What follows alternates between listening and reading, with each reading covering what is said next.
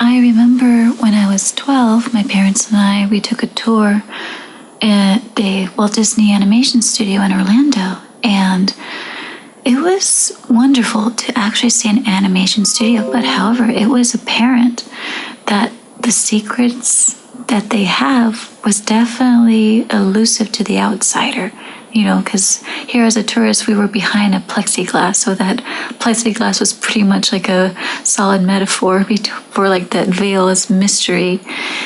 But so flashing forward, I still wanted to learn animation, but just it was impossible at the time, because in order to learn, you would have to go to out-of-state university or a private college or even overseas, and it was virtually impossible for me at the time.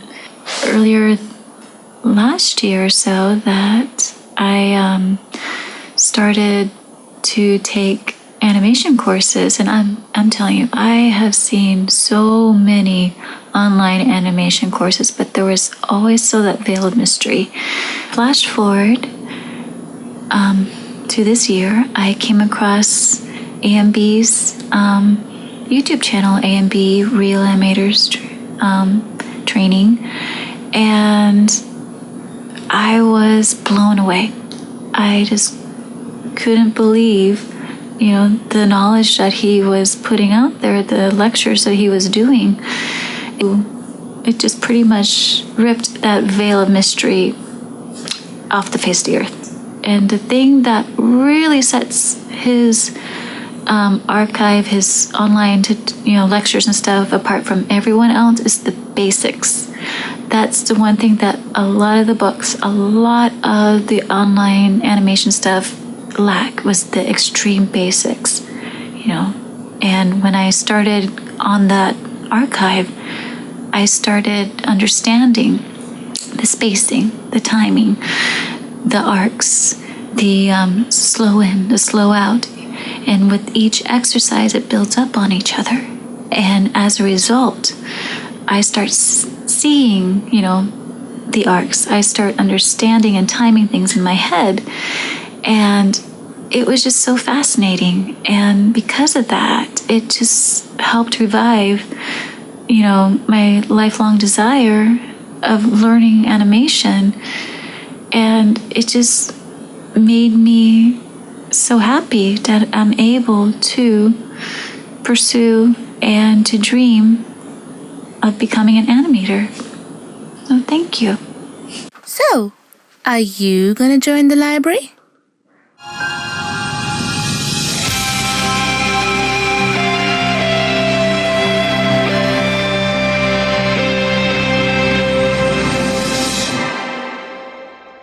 Hello and welcome once again to another edition of AMB Animation live stream. Alright, so I haven't been online for a while. I've been extremely busy, and would you believe I haven't done any cartoon character drawing, any organic creature drawing, or haven't been doing that kind of drawing. I've been doing perspective drawing and designing environments and buildings and things like that for my project. So almost for 2 weeks, or maybe a month actually, I've been predominantly doing that, and I haven't actually been doing any animation or cartoon drawing. So today's stream is going to be a stream where we all study together. I'm going to go to the master. This is something I do to make sure, like, the fundamentals, when I feel like I'm slacking in a certain area. Well, I'm not slacking, but the work has to be done. But I'm going to work my animation muscles today, and I'm going to do that by studying the master, in my opinion, the best animator, the greatest animator that there ever was, which is Milt Kahl. And I'm going to be studying a character, one of my favorite characters, which was suggested by somebody in a stream who I haven't really looked at and studied, is Mr. Snoops from The Rescuers. So we're going to look at a really expressive piece of animation today. and I'm going to break that down. I'm going to make drawings from it. I'm going to ascertain which are the keys, which are the extremes, and look for all the hidden laws in there and really work my drawing muscles at those things again. So we're going to be doing that. And I'm also going to look at two pieces of work. Before we start that, I'm going to look at two pieces of work from our Real Animator community on Facebook. So we're going to look at that as well. So it's going to be a fun stream. Let me say hello to the people who are turning up in the chat. We have got Red Fox, how are you? Zedpo, good to see you. Charlene Giles. Deruji, good to see him. Deruji's working really hard. He's working on his film. He's seeing it through. It's pretty impressive, man. Dylan draws. Dylan, I'll destroy you all draws his hair as well. All right, so that's a quick hello. Let's jump in to the. Let me turn on my mic. So let me know if there's any mic problems at all. And I'm going to switch my screens to this. And we are going to bring in, hey Grayson, how are you? Before we begin, we're gonna bring in our Real Animator community stream. And we're gonna look at two posts. So we're gonna look at this one because it's at the top of the wall. This is from Kerbis, who has been very busy doing her commissions and projects I've seen on your Instagram. Always a bit of a fan of Kerbis. I love her personal art style and her drawing. I find it very expressive. So you may not be in the group, but I'm a bit of a fan of yours, Kerbis. So I see what you're up to on your Instagram. You've been busy. So she says, sorry, I've been so silent in this group these last months. I need to take a look at the progress everybody has made. There's much to catch up on. It took me some time, but I finally managed to finish the 4-step walk. So this is the intermediate. So Kerbis is returning to her studies and she's gone to the intermediate, in the intermediate archive. It was challenging getting the arc rights, but I feel it might be good now, though I do feel unsure about the pelvis rotation in the first 2 steps, but I could be mistaken. Okay, let's have a look at your 4-step walk cycle from the intermediate archives of the Real Animator Training Library. Let's just pause that and make it big. Let's put it on loop so we can keep looking at it. Looking very solid, Kerbis. Looking almost identical to mine. I can see something about what you might be considered about that first step that he's taking, and I'll go on to that. But other than that, this is very nice. The arcing of the rear hand in the fist clenched position is beautiful. A lot of people who do this exercise get wobbly there, but you've got a nice arc there. The circular motion of the leading hand is good with a little bit of foreshortening in there. Very good. The head is on point. There's a slight turn in it, which is good. The legs are good. The pelvis is good.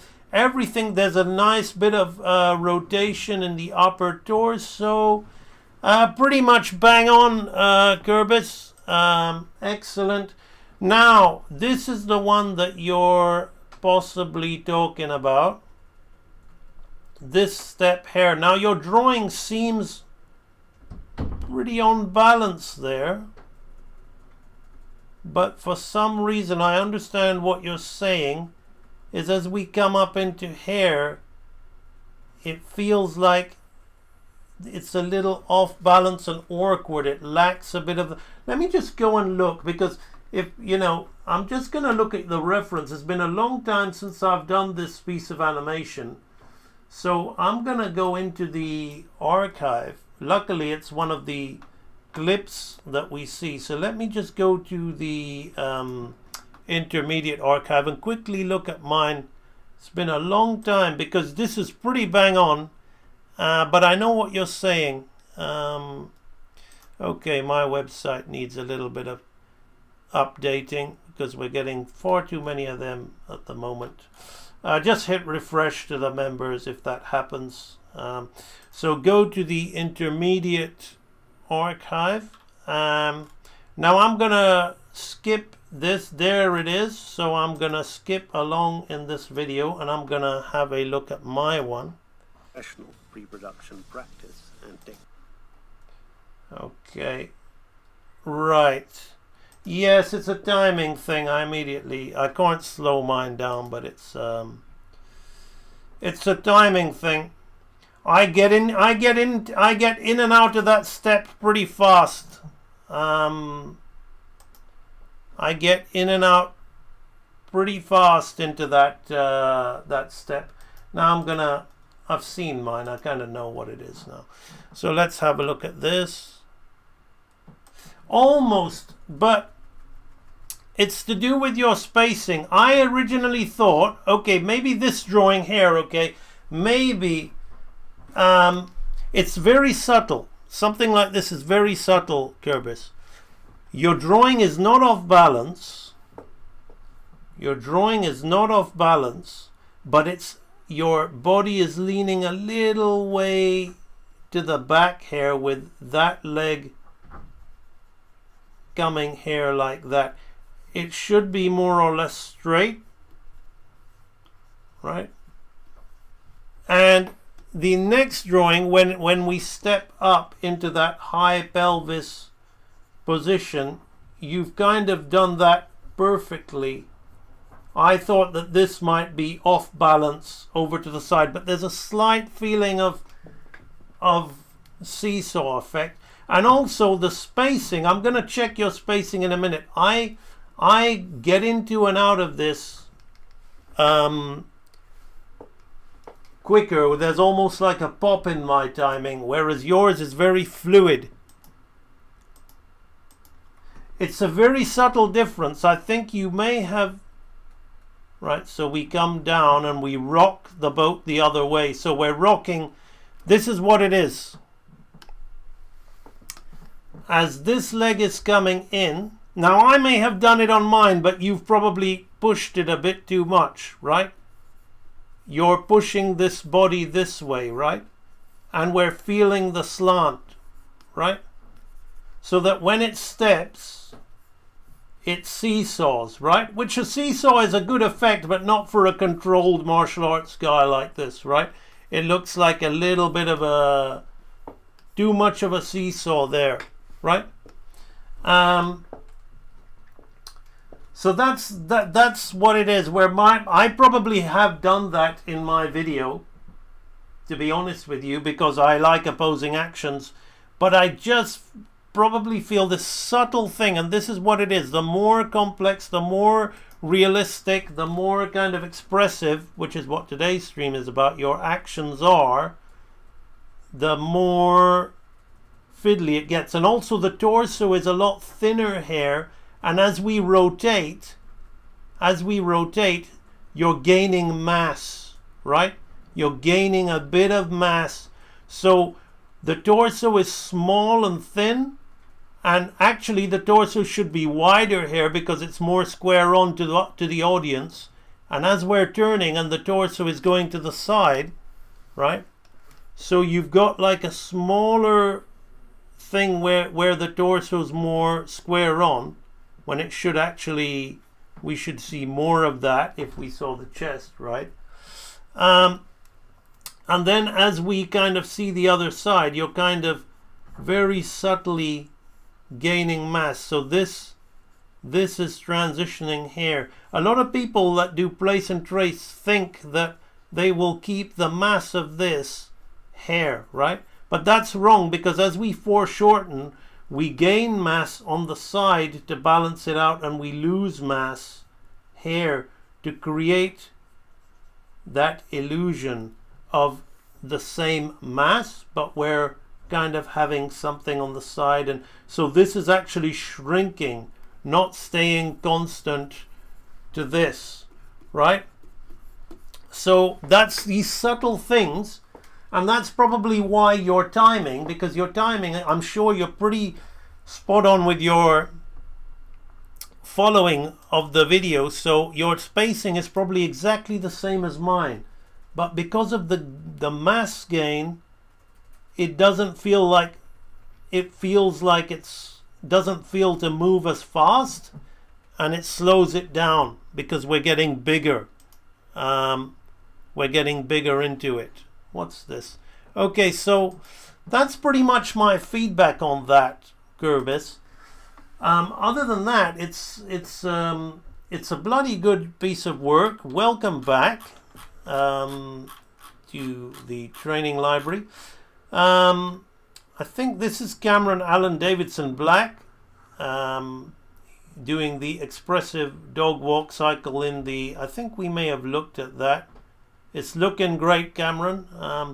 Now the other one I'm going to look at, from intermediate to basics, we've got Theodore Milanov's walk cycle, and I said to him in the chat, strong effort, Theodore. The figure 8 arc is absent in the hips, or perhaps a little too subtle to be noticeable. Well done for finishing the exercise. I'll illustrate my point when time permits. Well, the time has permitted me to do so today. So let's have a brief look. Let me just pause and loop. So now there are other things happening here, but the main thing about the front walk you've missed. You haven't missed it. I can see that you've done it, but it's so subtle that it just looks like, when we watch your one moving, it just looks like the hips are swaying from side to side, or in a very minor circular motion, right? So what we want to remember about these hips, and what I talk about in the video, is the figure of 8 arc, right?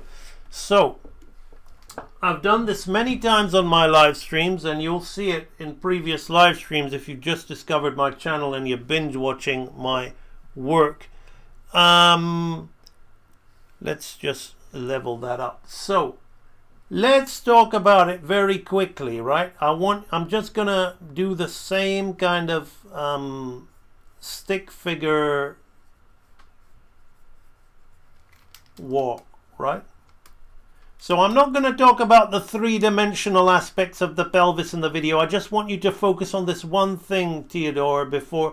This is the main thing to get. And then you're doing well. You're following the training videos. You haven't done anything wrong, right? So I'm going to do it straight ahead because it'll illustrate my point, right? So when the body comes into a down position, right, all of the weight is going to be to this side, right? Because he's going from a contact position into a down position, right? So all of the weight is going to be like that, right? So first we see the turning of the hips. Let me just very quickly go to your thing and frame by frame it, right? Right, so we're going to look at the down. So as you've got the down, right, you've got it moving to the side, which is good, right? But there's a little bit of an angle on it. Now you don't want to be as exaggerated as me, possibly, as what I'm doing here. But yes, you see I've got it moving to the side. But now you see it's coming this way. So then we're going to go into the passing position, right?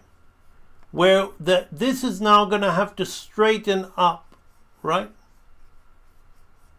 Because the weight is if you wasn't using your muscles and you were just a bag of bones, you'd still be on your supporting leg and there would still be some pushing up. But we got a lot of core muscles that stabilize. And I talk about this in the basic walk cycle where we bypass that on the first walk, right? So then we're going to get into the passing position, right? So we're straight. Now notice there's a little bit of traveling here. So we're straightening up and we're going up, right? So let's have a little look at what you've done, right? So now here you see you straighten up, which is good. And I like the rotation. So you're following the video. So you do straighten up, but you straighten a little bit too much to the center, right? Which is, it's a long time since I've done that video, but I'm doubtful that I would have 100% done that, because the contact, now before I do the next one, I'm going to have to get the contact, because the contact is in the center, right? So I've got to go back to the contact here and make the other contact. So let me very quickly make the other contact. So this is the center position, right? And this is where we are going to have the legs like this, right? So let's say we've gone back to center, right? Bum, bum, bum, right? So I'm gonna move that in just quickly, because I'm kind of doing it straight ahead and getting back to this, not working out my legs properly. So it should be bang on center, but I want it to illustrate my point. There's a bit too much foot slide there. All right, so we want to get back to center, so we're going to do that with the up position, right? So the up position is going to be, right, kind of just like in betweening into that, but we're going to bring our leg up, right, into this. So the knee is coming up, which is why it's called the up position, right? So we have, then it's going to go back down to that, right? So this is 1/2 of the figure 8, right? So now we're going to do the next half of the figure 8, right? So I'm going to do that more like a pose to pose to avoid the excessive foot slide, right? Because I'm straight aheading it, right? So we're just going to put that there, right? So we're going to now, the reason why I called it a figure 8 arc is we're going to do it the other way, right? Because all of the weight is going to be on this leg. Now you've got the hip rotation and everything, and I'm not adding the sides and things that that are in the actual video. So you followed the video really well, but we have kind of missed the figure 8 aspect, right? So we want it to go. So now what I want you to watch these hips. The hips go down this way and go this way, and then we're going to do it on the other side. It's not a big figure of 8 like this. It's subtle, right? Right? So we've gone that way. Now we're going the other way, right? And then we're going to straighten up. And this is the most important thing to understand, what most people don't really understand about. And now we're going to go into passing position, right?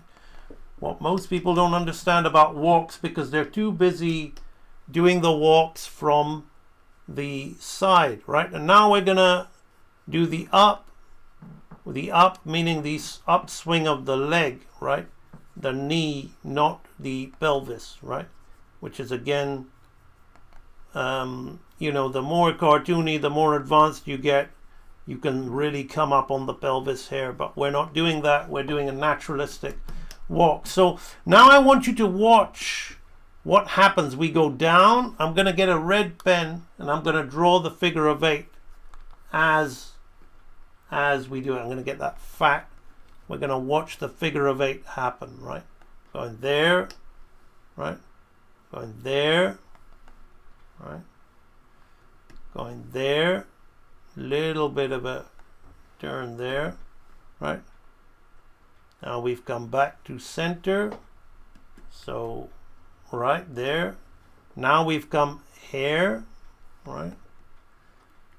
And now we've come here, up here. Now we're going back to center like this, right? So I want you to see that. So I'm going to copy, edit, copy panels, edit paste panels, edit paste panels, right? So now I'm going to scrub these drawings and we're going to watch the figure of 8 arc on that front step, right? So can you see the pelvis working, even though like I haven't got any rotation on the pelvis, it's very flat because I wanted you to illustrate that figure of 8 arc, which is showing the weight, the pelvis working, right? And moving and shifting to the side. And that's what most people don't understand about walk cycles, especially when they're drawing them from the side view, which is why they look weightless. No matter how much people have them swinging arms or nodding their heads or trying to make them feel alive, it doesn't happen because they don't understand the body mechanics. So while you followed the video diligently and we're getting a lot of foot slide and not enough weight on your guy because you're bringing him too soon to the center, right? When we need to come up to get the figure of 8, you're losing the figure of 8. You're getting almost like a triangular arc, right? So it's like a pendulum but swinging back to center, right? So swing up, down, swing up, down. What we need is this. That's the shape of the pelvis almost. You know, you got the iliac crests, and then you've got the ischium bone and the pubis bone at the front. But that ischium bone is almost like the shape of the pelvis, right? It's like the figure of 8, right? So Black Belt Jones, there you go, right? So good effort, Theodore. Don't be discouraged because it's a learning process. We're talking Black Belt Jones's hair, back when I was learning martial arts and I became an instructor later in life, I thought I could do 100 straight push-ups. And I was a red belt, which is the belt just before black, and I used to have a huge ego. My master laughed at me, he says, you could do 100 press-ups? And he got a broomstick and put it down my back and said, now do 100 press-ups. I could barely get 10 decent form press-ups out with that broomstick in my back, down the back of my jacket. And what it is like how it's all, what I'm trying to tell you is it's all training. It's all training. Just you're getting yourself in condition. So the work you've done on this is great, right? Sooner or later, when you move on to the run in the next one, you'll learn more about that figure of 8. Having me just pointing this out to you on the video is good, but just stick to the exercises you're doing in the library and really pay attention. What I don't want people to do when you follow these library videos is to treat this video like a YouTube video. They're done in real time for a purpose, and they're done slowly for a purpose. So that I don't draw this fast when I'm working, right? I don't. In the video, Theodore, I'm being slow and I'm explaining everything. So your job is to listen to what I'm saying, and as you're drawing along with me, look at your work and look at my work and listen to what I'm saying. Slow the video down, pause it. You've got all the time in the world. It's not about copying it. It's about really getting those points. But it's the first time you've done the exercise, and in my opinion, the front walk is the hardest thing in that archive. the hardest exercise in that archive. So well done. All right, so that is the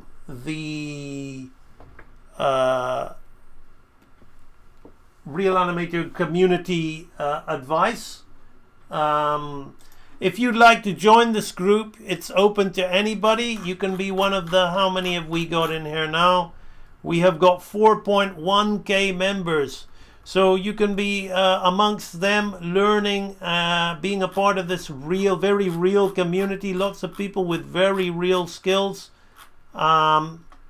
posting stuff in here. I'm just going to point out to this guy, Mark Dawson. Now, I'm not picking on anybody. I'm not here to make anybody feel bad. But Mark Dawson has said, hello, everyone new to the group. I wanted to share some clips I've done for my cartoon series and hope to get critiques. All feedback is welcome. Don't hold back. Now, Mark, if you look at this video here with this guy with his head just going from side to side and the tweening, the thing is there's not much anybody in this group can say to that. We're not a software tweening animation group. We're Real Animator Training Library. We're Real Animator Growth, Development, and Progress. We're about really working hard at the skills, learning the skills. If you don't know, if you're an absolute beginner, that's absolutely fine. But then our advice to you would be to not, unless you're doing storyboarding, not try to make your own film and color it in, to work on beginner exercises. All right? Because this group is very much about people who are really trying to better themselves, whether doing Sketchpad. We don't care if somebody is making a finished film. We're going to judge it from the prospect of people looking to develop in the craft. So if we see something that's finished, that's very unfinished, then there's nothing we can really talk about, right? You've got to, Real Animator Training is about getting real with yourself before you start producing real work, right? Where are you? What do you need to work on, right? So if you said this was my animatic and I'm making a film, maybe we'd look at it in a different way, but it looks like you're full colored and you've motion tweened it and you're doing all that kind of thing. I'm not sure this is the right group for you. There are many groups that cover software-based, AI-based animation. This is about real animator growth, development, and progress. You're more than welcome to remain in the group, and you're more than welcome to continue being a part of this group. We'd love to have you and happy to have you, but just to let you know that the kind of work that you're sharing is not really appropriate to what is done in this group. It's not appropriate's the wrong word. That's my bad. It's not really relevant. Right, that's better. It's not relevant to what we do in this group. So that's a little thing I'm saying just for any of you who watch my streams and want to be part of the community. You're more than welcome, but it's very much what we call a real animator community, right? So if you aspire to be a real animator, then this community is very much for you. Right, so we've got the featured section here. You've got the Real Animator Training Preliminaries, which is where I would have sent my friend who posted that. There are plenty of great beginner exercises for you there. You simply copy this passcode after clicking on the link, and you paste it in there, and you will be taken to 9 free archives from the training library. So you can work on your bouncing ball, your swinging pendulum, your basic walk, foot anatomy, hand anatomy, squash and stretch, acting, dynamic perspective, and a bit of a Q&A in there. And it's all free for anybody who joins the Facebook community. So that's that. Amazing. Right, so now we are going to move on to to be doing some animation work. Now we're going to be studying from Milt Kahl. I'm just having a look to see who is in the chat. Moy, Kim J, Cameron Black, Black Belt Jones, Stage Line, Silver Sun,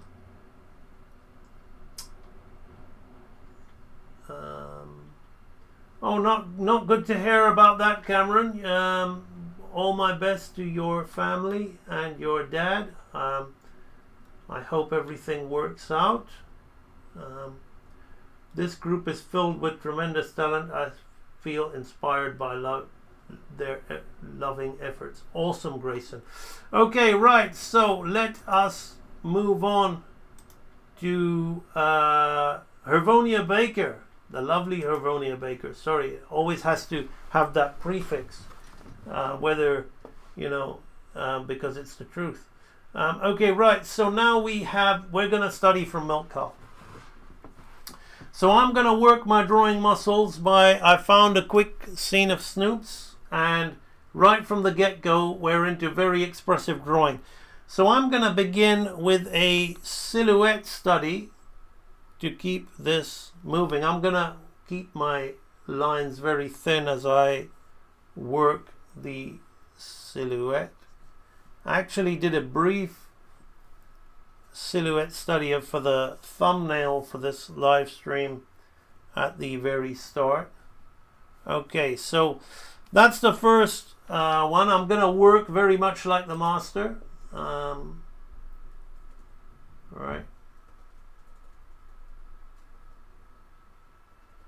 Okay, so we come up. Oh, there's a lot of straight ahead action going on here. Okay, so let's just work on this one, right? I'm not using the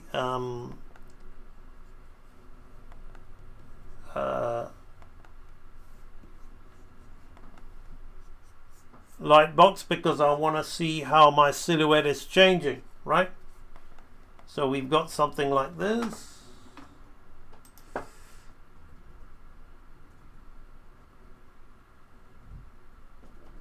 Okay, then we've got this.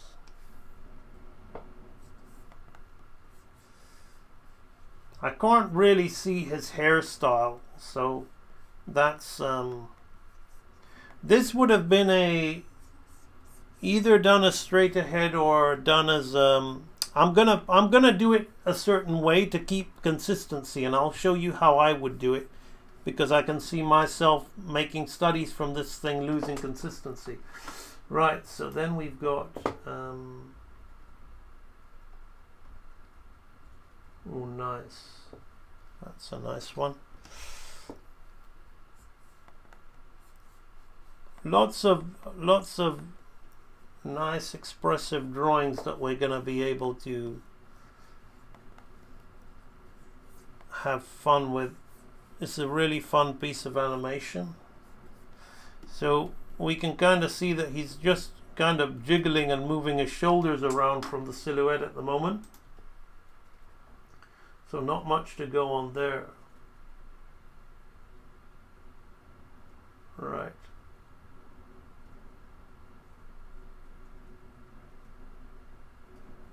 Oh, that's nice, man. Such nice. Now I can start doing a bit more keys. And it's such simple drawing and simple shapes, but it's so good. So I'm just going to do something like that there to kind of help me.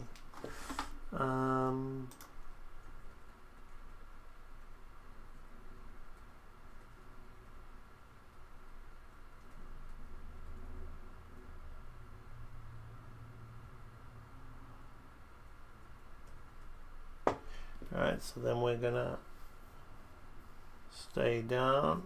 We're going to look at what makes this interesting with the breakdowns, actually. Because at the moment, We don't really see much happening from the silhouette. It's all about what's inside. But I'm familiarizing myself with the animation. So now we've got a bit of the hand coming up.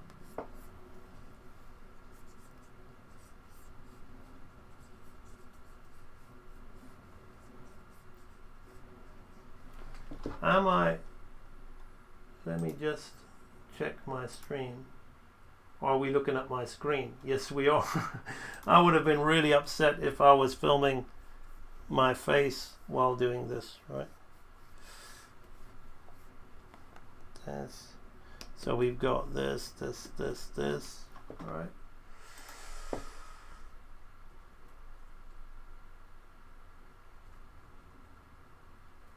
Right. Yeah, that's probably what's next.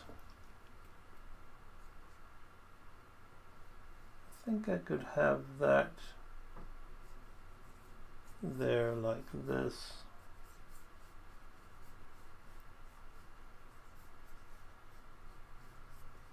Just so I know, because the silhouettes are so similar, so I'm adding in a hand.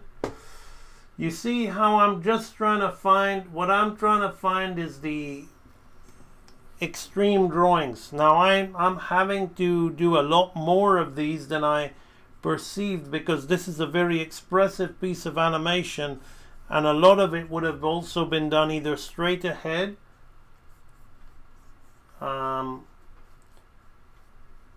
because it's kind of spontaneous movement. Just giving myself some visual cues so I know what to look for, right? Right.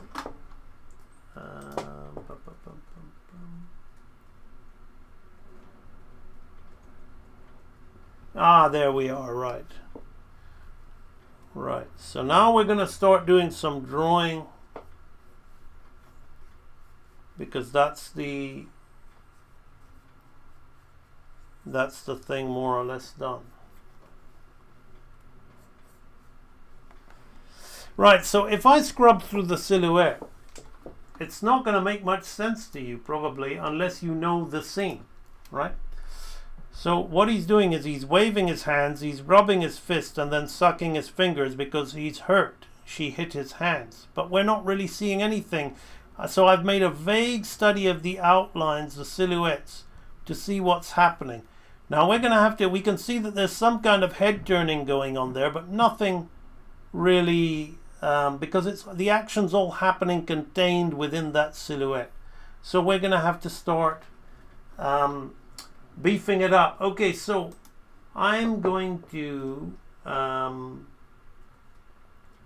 go to the first drawing, and we're going to do that first drawing, right? And there's a way that I'm going to manage this so I keep my drawing solid. But I'm going to kind of do a straight ahead run, but that's going to result in a little bit, my arcing may be off because it's such a spontaneous piece of animation, right? So let's work all in black, right? So let's start with the head, right, which is going to be a shape like this, right? We're going to talk about drawing the expression in, but first I'm getting my points, right? So he's in a squashed position at the moment, right? So we've got his hand cutting in. I'm not going to be 100% accurate on my placements because I'm more just interested in carrying the movements, but I want the drawing to be somewhat on point, right? So we have the jacket hair, the dye hair, and inside we've got the collar hair. You see how we're filling out that silhouette, right? This is why I love studying Milk Cow, because it's all about, you know, we create some positive space, but that positive space is still very negative. It's still very empty.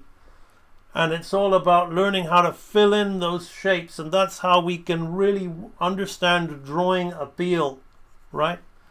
So we're going to come in here, and I'm very loosely going to just work in these fingers and hands, which come together like that. Let me just put a frame there so I don't. Now let's do a little study of the face here, right? Let's look at the face. So we've got the nose line, which is here.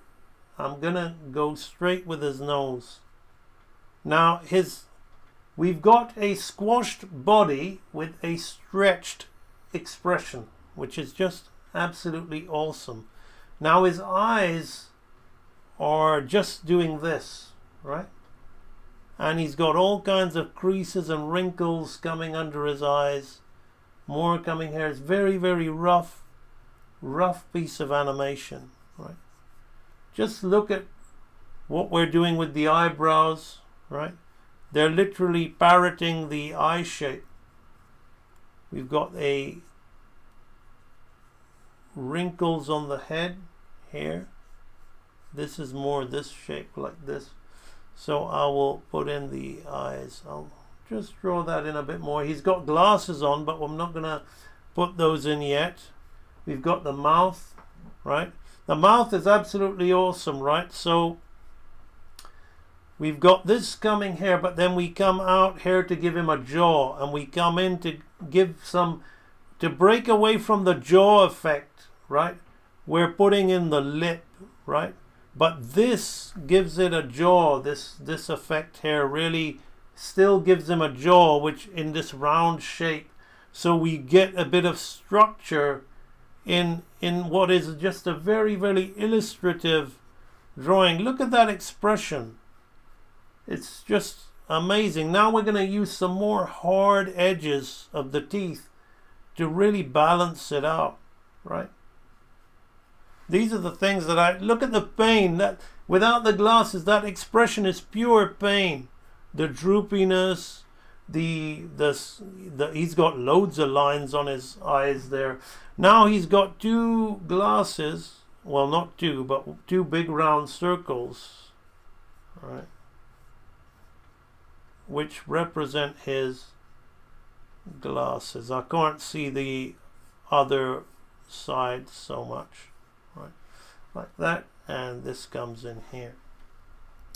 Now we've got the ear. Now look at the ear shape. The ear is just a straight line, a square almost, right? And we come in and look at the very Picasso effect, right? This drawing, his face is almost flat, right? It's like we're seeing a profile view ear on a 3/4 face, but I'm looking at that and I'm not thinking it looks wrong, right?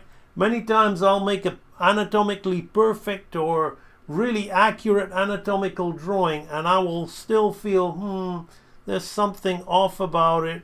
I've got all of the bones and joints in the right place, but something about it is off.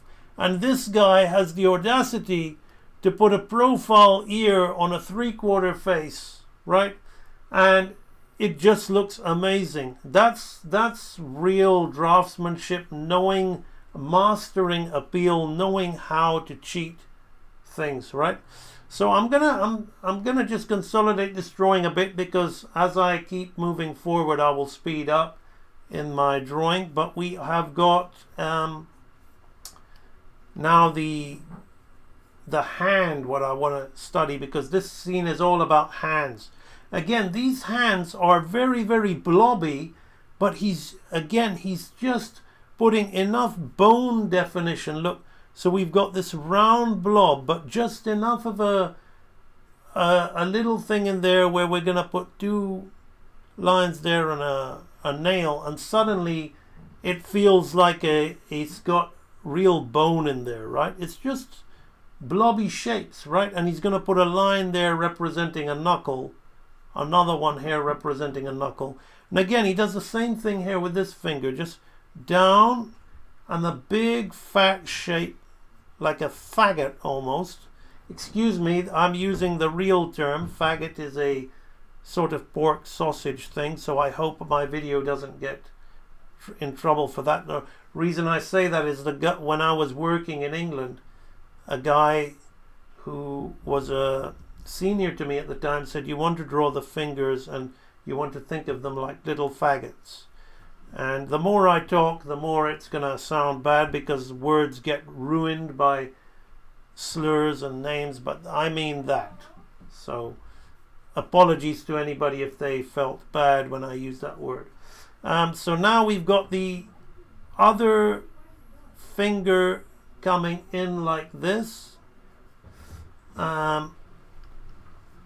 like that, right? So you see how these little shapes feel like bone and solid anatomy,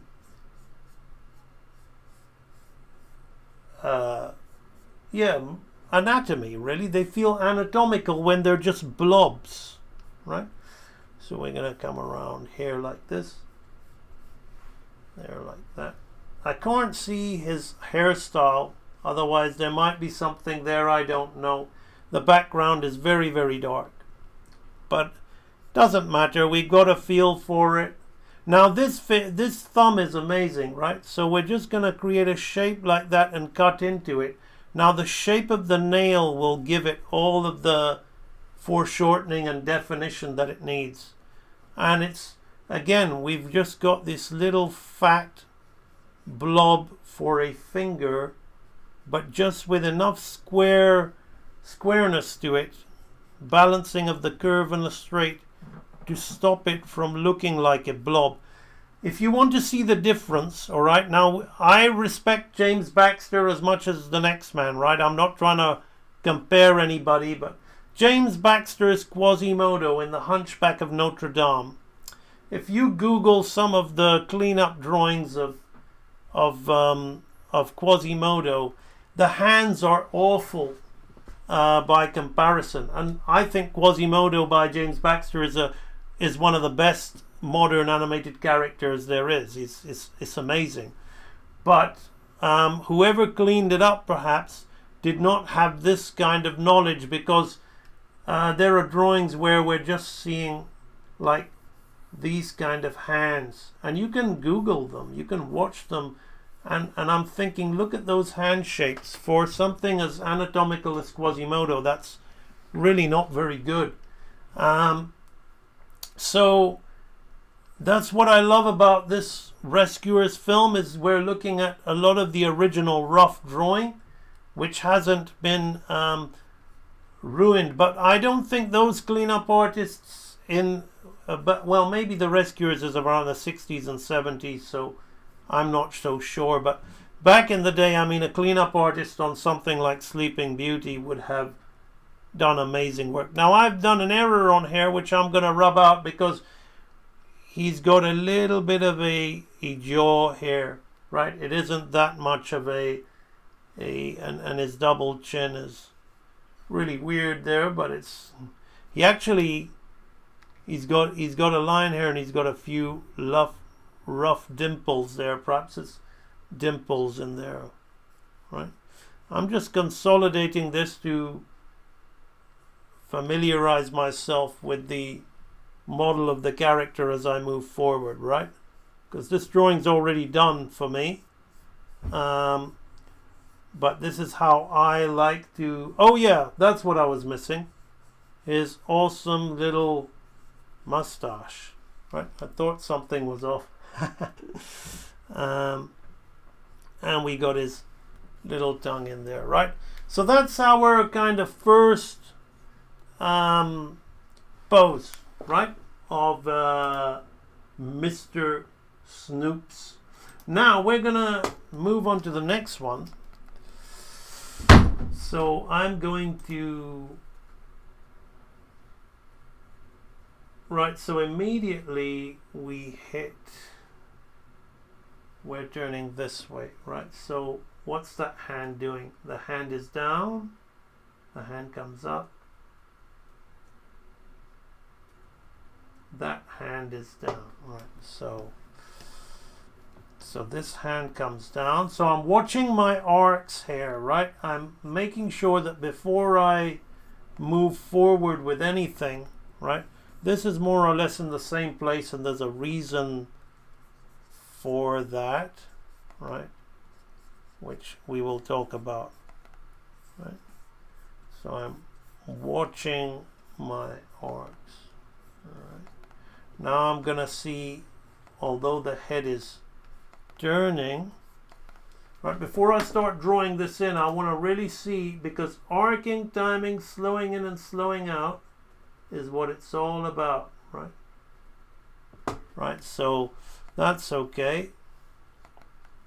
We're turning this way. We're kind of square on, the ear is coming in, right? So I'm making sure that I am, again, I can't see this side of the hair, which is a bit of a, I wish there was a way to adjust the brightness on YouTube.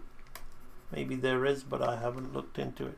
Right, so now we're gonna, obviously he's like waving his hands up and down, but again I'm gonna focus on this head here, right?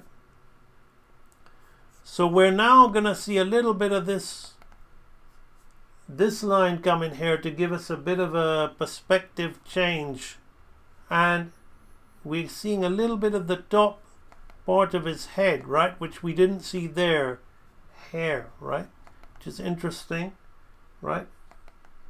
Now we're gonna have the ear, which is now being squashed and stretched against his shoulder, right? So I'm really paying attention to these things, and I'm looking at the shape of how that ear shape changes, and it's what's inside that's gonna give it. So all of you guys that are so obsessed with volume, right, I want you to take note of the amount of change that's happening in this thing. Look at the now jowl that's occurring here, but it's sitting within this structure here, right? So you got this. Now I'm going to look at the eye line, which is just, we're keeping this kind of shape. Now this is really, this eye is suggesting a cheek, and this one is just coming down. Really, we've got some bottom lids, right? And the eyebrows are pressed down. So I'm looking at the expression change as he's turning his head towards us. He's going from a stretched face into a more of a squashed face, right? But notice how his overall head mass is not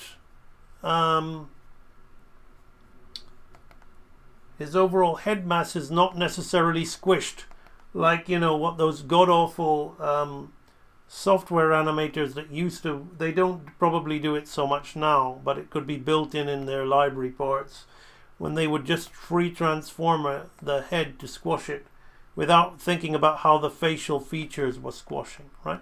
So this nose is turning square on to us. So look at how we see this more becoming square, a square shape, as we're seeing square on from a rectangle shape. Now we've got the mouth, right, which is pretty much, we're going to keep that bottom lip, right, bottom lip, but we're going to come out to show the sides of the jaw to keep things consistent, right? So can you see how that squash and stretch, it almost looks like a Super Nintendo control pad shape, right? But you can see the shape is what I'm focusing on, right? I'm really focusing on that shape. Then we've got this teeth hair like this. Isn't that just really appealing drawing, right? It just looks like pain. It looks like the emotion. Now I haven't done a good job there, right? Because my way of drawing is to always show some of the bottom teeth, but he hasn't got any of the bottom teeth. He's got these enormous big buck teeth, which are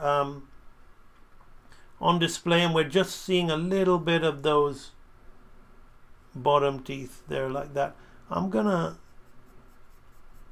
shade that in somewhat so it'll help you visualize that. You see that? That's wonderful.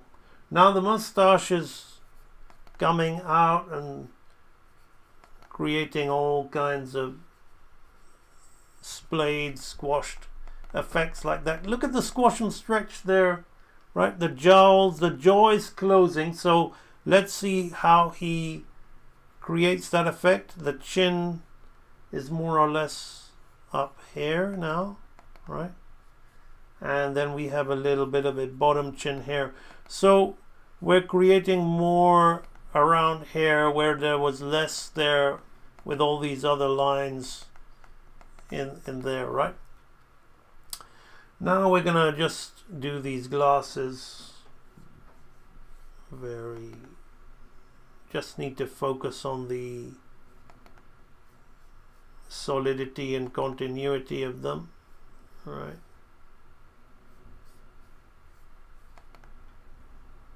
So we have this shape.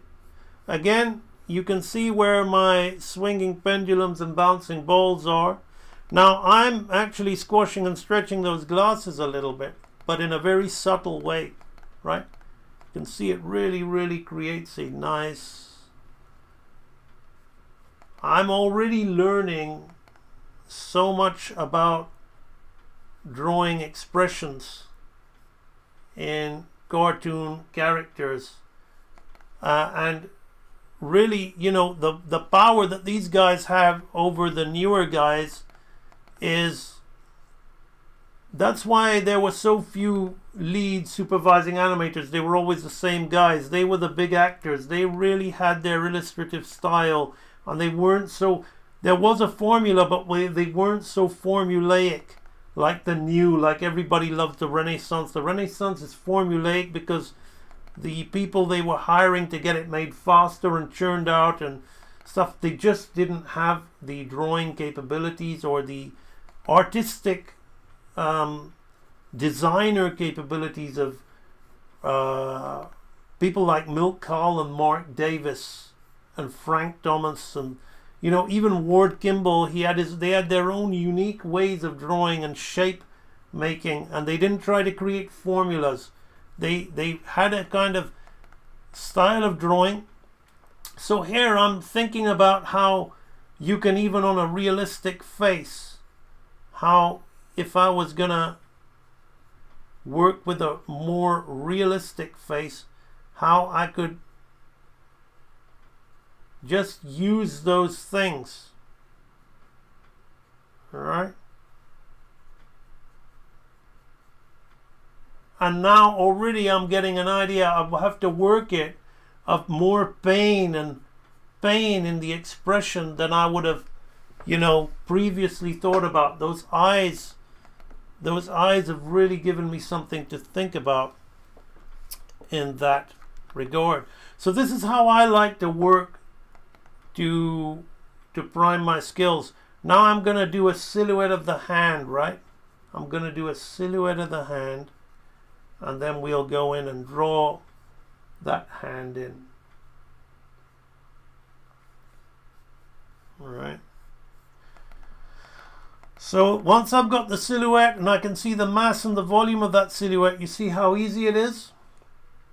So again, we're going to have he's introducing like the phalange bones in these really fat blobs, and he's balancing three sections against two here, right? And then again, he's going to create a round circle here, and it's the shape of the nail, the squash and stretch foreshortening of the nail around here, right, which creates the illusion, right? So again, all of you people desperate, like, I can understand the AI junkies, the software hacks, the push button animators who have contaminated animation and really brought it down, you know, beyond, you know, lower than caveman standard. I can understand those people wanting to, worrying about keeping things the same size, so they just slide a shape around and say, well, it's consistent. But you people who draw, you're artists, you should know that foreshortening is a thing, right? So the shape change is going to be very necessary, and the mass has got to be distributed in foreshortening, right? So now we have, again, before we do that, I'm looking at these shoulders. They're more or less hunched in the same placement, because there's one in between here, and every drawing is not really an in between, it's a breakdown, or probably he's, in my opinion, he may have done this straight ahead. So in that case, it's very difficult to say which is a key, because every drawing in this is vital. Like what you're seeing me flipping hair might look like good, but the drawing that I've missed out really changes the arc in such a way that it's why Milk Carl and this kind of animation is so special, right? It isn't the usual nuts and bolts stuff, right? So I'm gonna draw silhouette of these hands. Now again, I'm looking at the fingers. Now he's really sticking that little finger out like that. So this hand is splayed.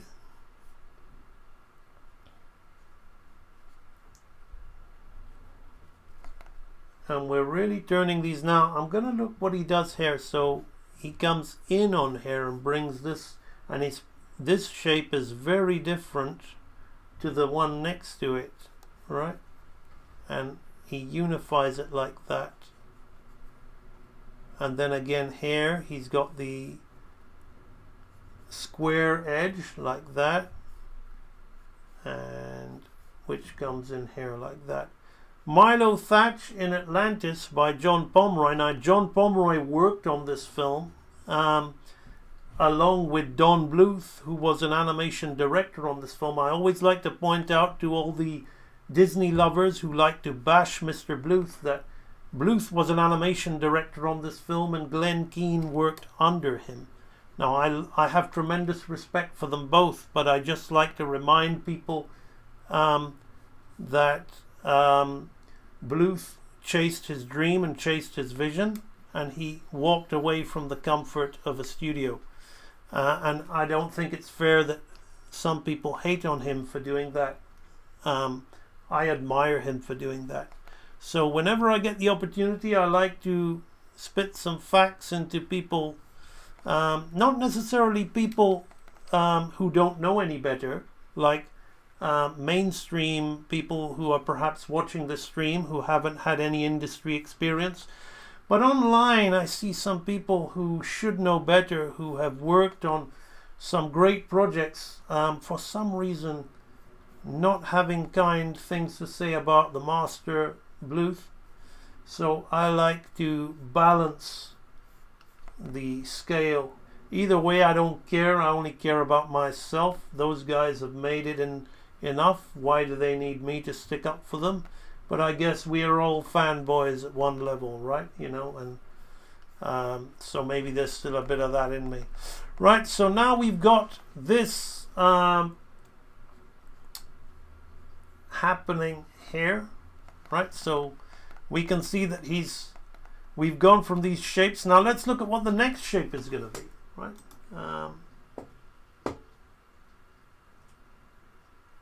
That's right, Kim J. That's right. Just had a brief look at the chat. Now I'm going to, okay, So that's a nice one, but did we do that? Yes, we did. So I need to have a look at where his head is in relation. So his head is looking down. His body's more or less in the same place, and his head is looking down. Right.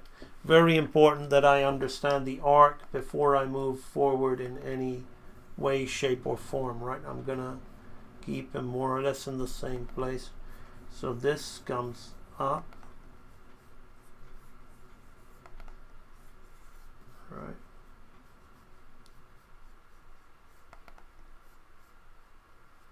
Absolute, so much fun.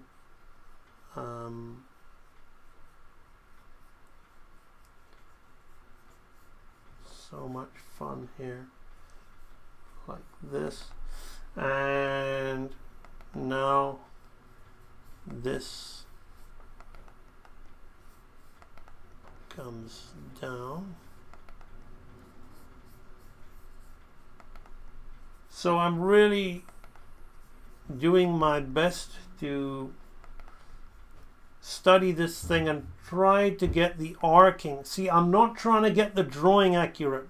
You guys might be looking at this and thinking, oh, such nice drawings. He's drawing so fast and drawing so accurately. Thank you if you're thinking that, but that's not, if you're going to learn from my stream, that's not my primary concern. Of course, I'm a little bit concerned about drawing and learning from the facial expression, but my primary concern is when looking for the drawings that it's very difficult with a scene like this to find the extremes and the keys, because I believe it's straight ahead, and maybe with the center, with this tie, I'm gonna be off a bit.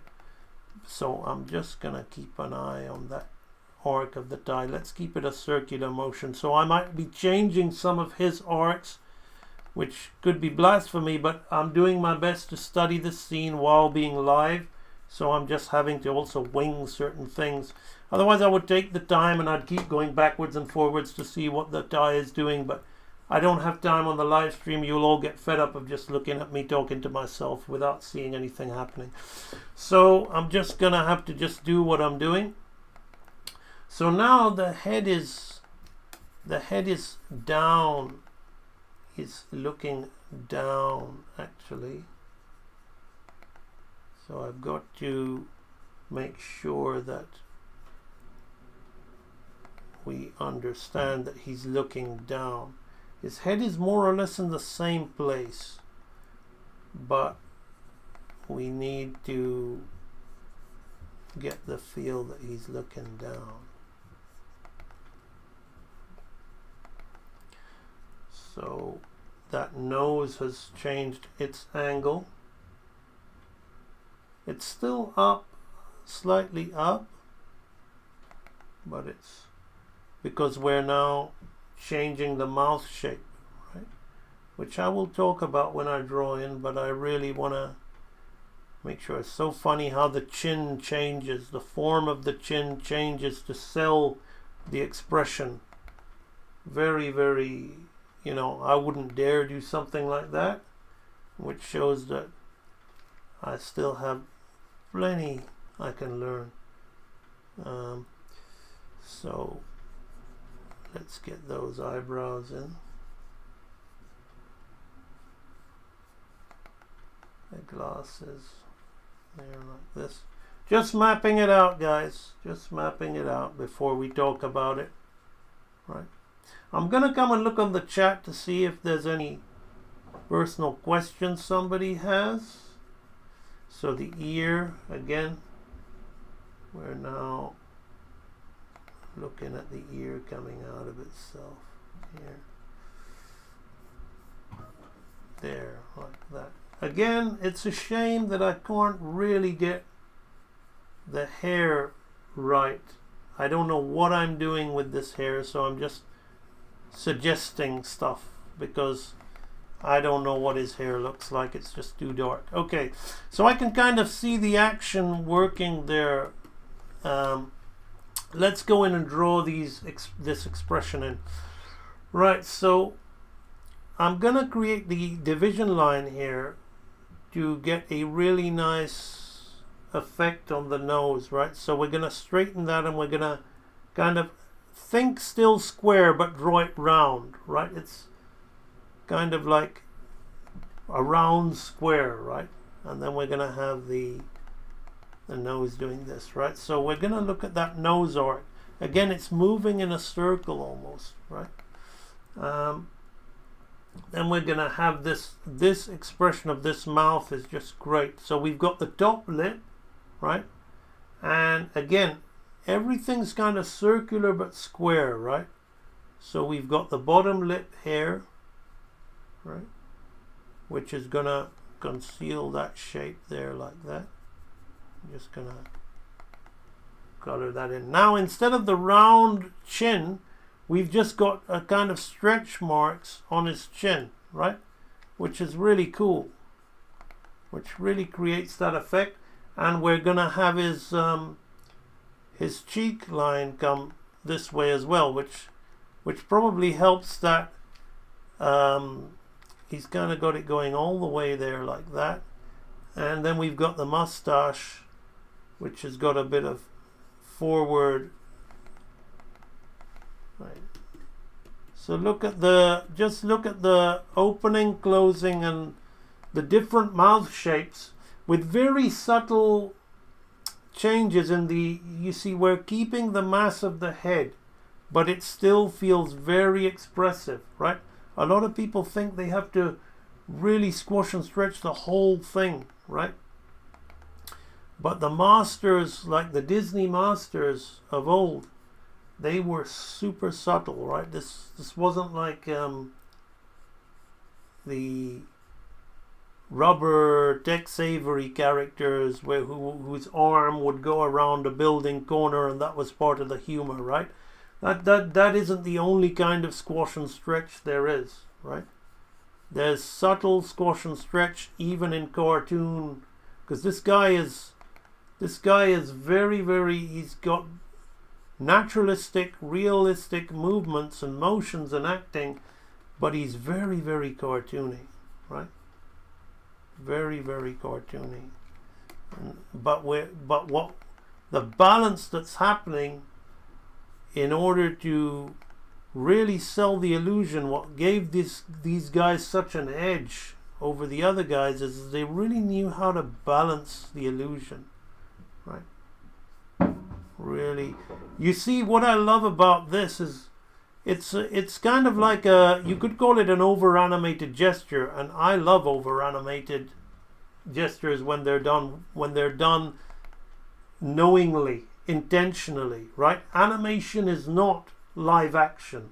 The subtleties of live action, however much an animation fan wants to say, I believe in it, I love it, I love animation, I believe in it with all my heart. Sorry, mate, it's not live action. You've got to be a bit bigger, you've got to be a bit bolder, but you don't want to be pantomime, right? A lot of people have these big swooping pantomime over the top, over animated arcs. That's not what I'm talking about. I'm talking about what Milt's doing here with these characters. Maybe this isn't Milt, but to me this feels like a very Milt Kahl scene. I'm talking about this kind of stuff, which is very, very a lot of fun. Moves a certain way that's very animated, you know, and that's why it doesn't look like he's just taking over live action stats. Now, I praised Don Bluth before, but I'm going to point something out which I don't like about his films, and Anastasia is the perfect example of it. There's a lot of live action reference being used in his films, and even on the cartoony characters, like I think is his name Dimitri, there's this big fat guy who says, if I can learn to do it, you can learn to do it. You know, there's a song like that, right? I I think he's called Dimitri. And Sophie, right? The Dimitri had this big, busty girlfriend who was going to help them see the Dowager Duchess, right? And it almost looks like, you know, completely rotoscoped. And now they probably wouldn't have rotoscoped it because he would have done it the way Mark Davis always said to do it. Bluth being a big advocate for those old guys who he learned from. But it's like, it's so darn close to the live action that you may as well have rotoscoped it, and the model loses, you know, Dimitri's legs grow in length at certain points where it feels like he's walking like a human, like a perfect, the reference model who they've used for that, right? No, Dimitri's the hero. I don't know the name. I forgot the name of the big fat guy. Dimitri's the main protagonist of the male protagonist, right? I don't know. Somebody in the chat will correct me about that. So the flip side is, you know, that's got characters that are a little bit like Snoops in there, but they don't sure as heck don't move like Snoops, right? Just a little too much leaning on the live action reference. And whereas, you know, one would say, well, they're trying to tell a musical and all that, but we'll explain Rasputin, right? So the thumb comes here like this. Now we're putting some drag into the action here.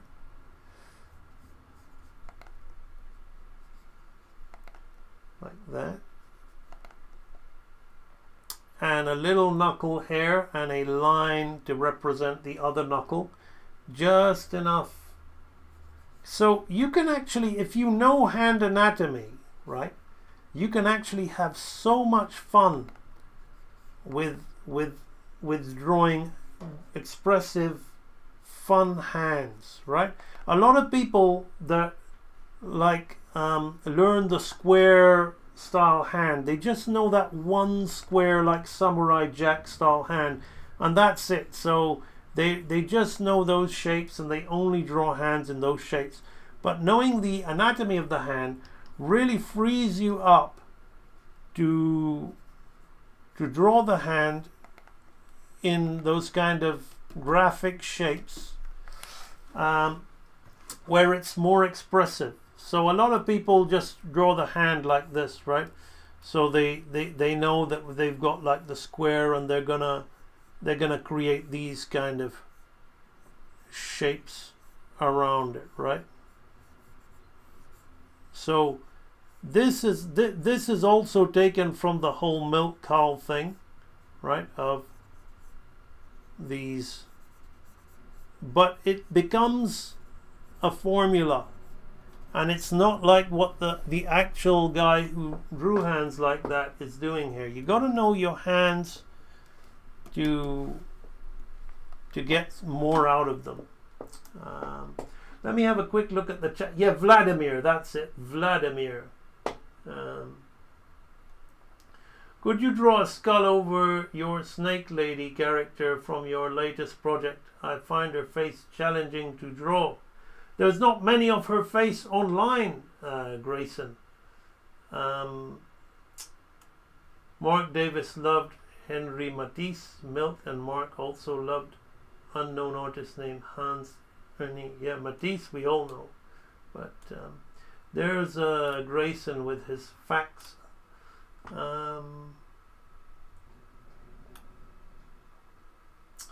So there we are, just having a look at the chat just to involve you all. Let's jump back in. 1 hour 24 minutes have gone, but we are getting through this.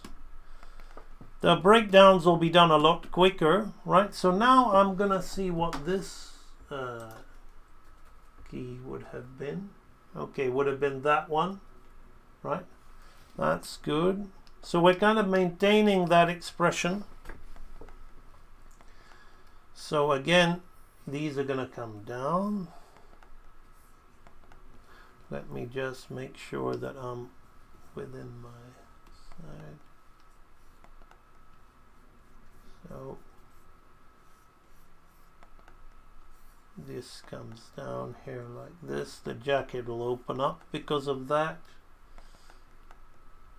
The hand. A good way is to join them as well.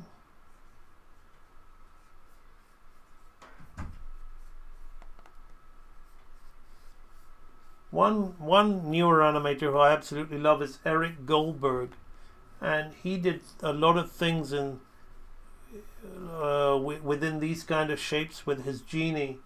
The shoulder lines really connecting with each other, and he loved his Warner's and cartoon animation, and he brought a real balance and really successful combination of the two to his work.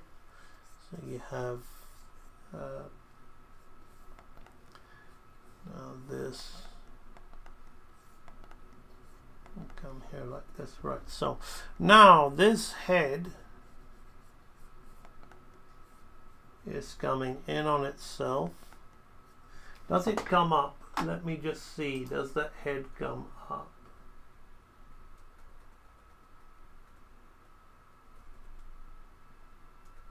This. Yes, it does.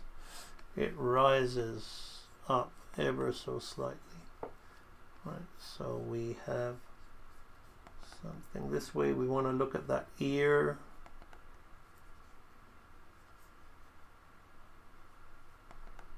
Like this. Really don't want to lose my volumes, right?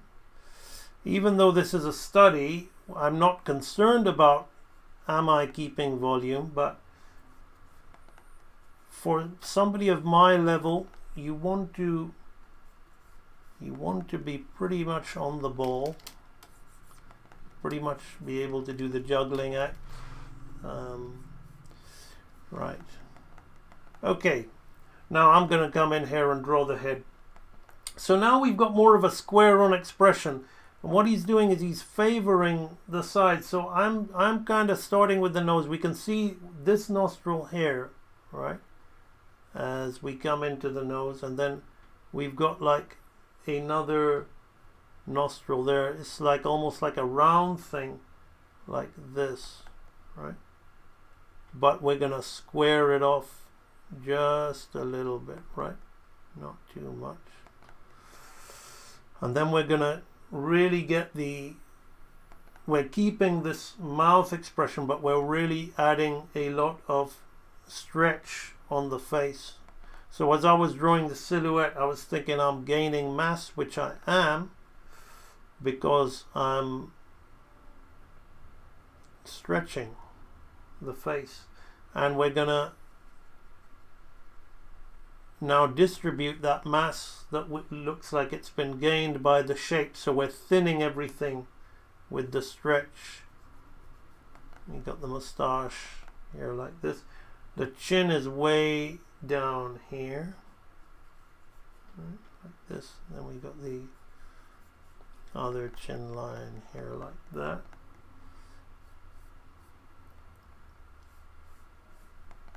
Then we've got this coming here like this, right? Now we're gonna keep those eyes. Those eyes are constantly closed, like constantly closed, and just a little bit of a square at the side to give the feeling of an eyelid, right? To stop them from looking naive, right? Just enough of a balance to stop them from looking naive. Now we're keeping those eyebrows completely pressed down like that.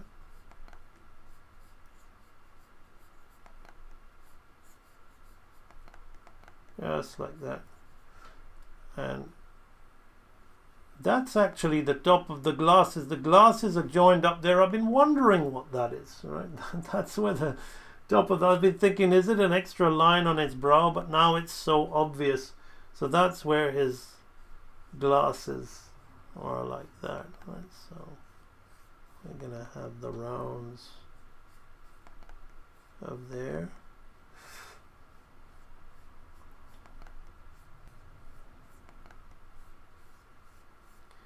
So again,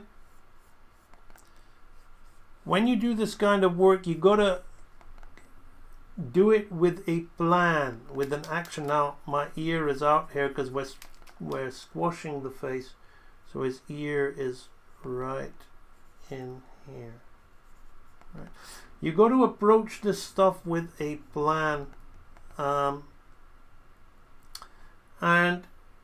my plan, obviously I'm on a live stream, so I'm approaching this not to learn, but I now pretty much, because I'm at such an advanced level, I can learn on multi-level things. Like I'm learning more about the shapes that Milt is using, more so than anything when I'm doing this. But if you're starting out and you don't know much about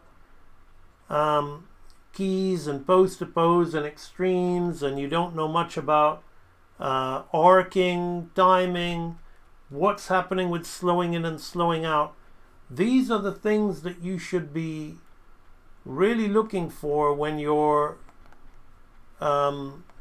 studying a piece of animation, right? You should really be looking for those kind of things. Now these shoulders are hunched. I'm gonna move it a little bit in like that.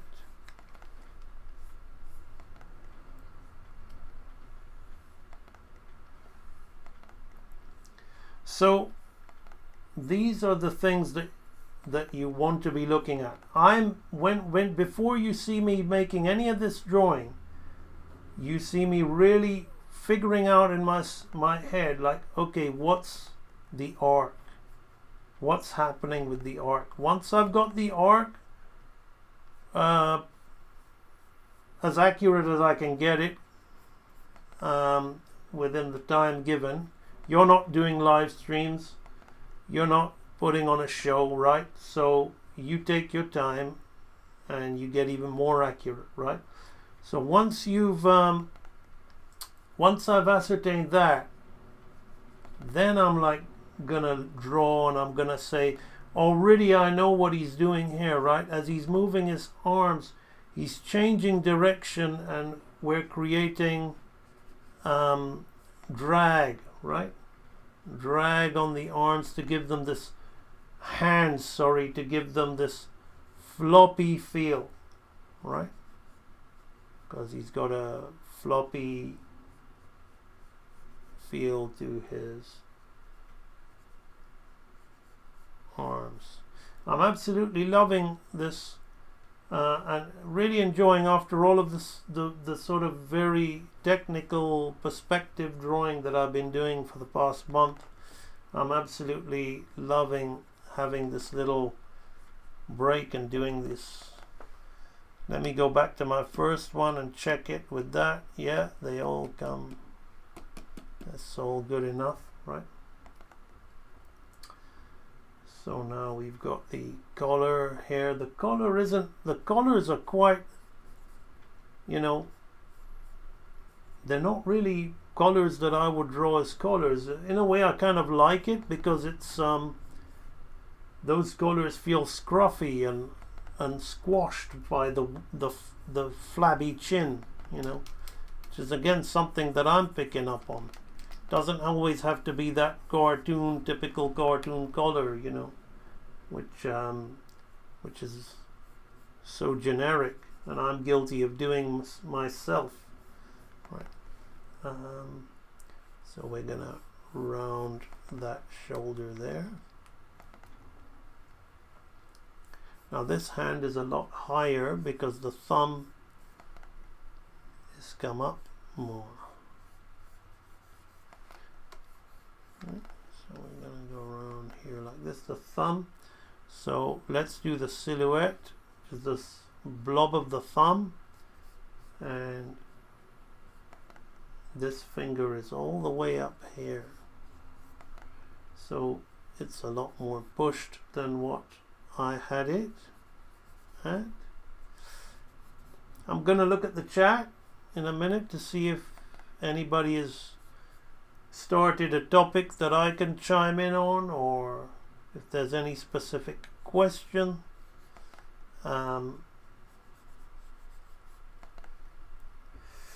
So we have the fingers coming in here. So once you kind of know these shapes, you can intuitively put them in there. And then you see how this knuckle kind of just ties it all together, makes it look like there's something under the skin, right? Just there like that.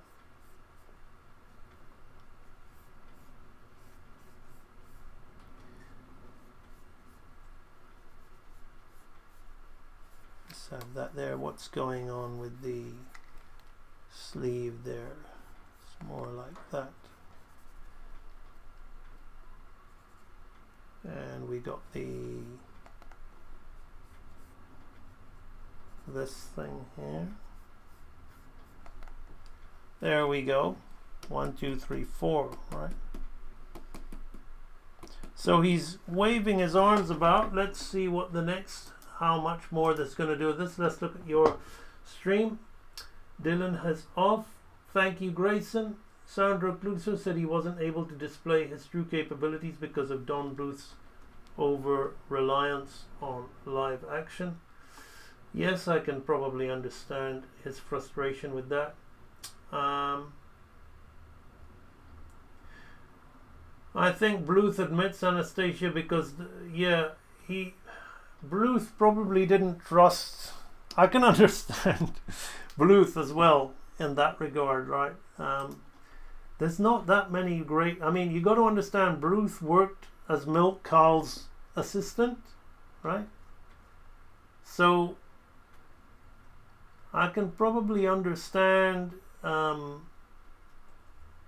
He's not going to probably trust that many people, right? He's probably going to recognize they've got skills, but he's probably like, okay, I don't think they can give me quite what I want. So I'm just looking at the orcs here, but you get what I'm saying about Bluth, right? About that. So I understand both sides, but I actually think I'll side with Sandro on that because the rotoscope look was not good. So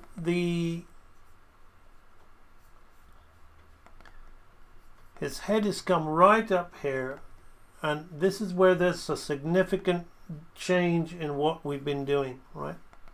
So this whole piece of animation is predominantly secondary action, because the primary action is this guy's got hurt, right? But he's really gone to town with putting personality and character onto this thing, by having him waving his arms about, and now he's going to cover his fist and rub his fist in pain, right?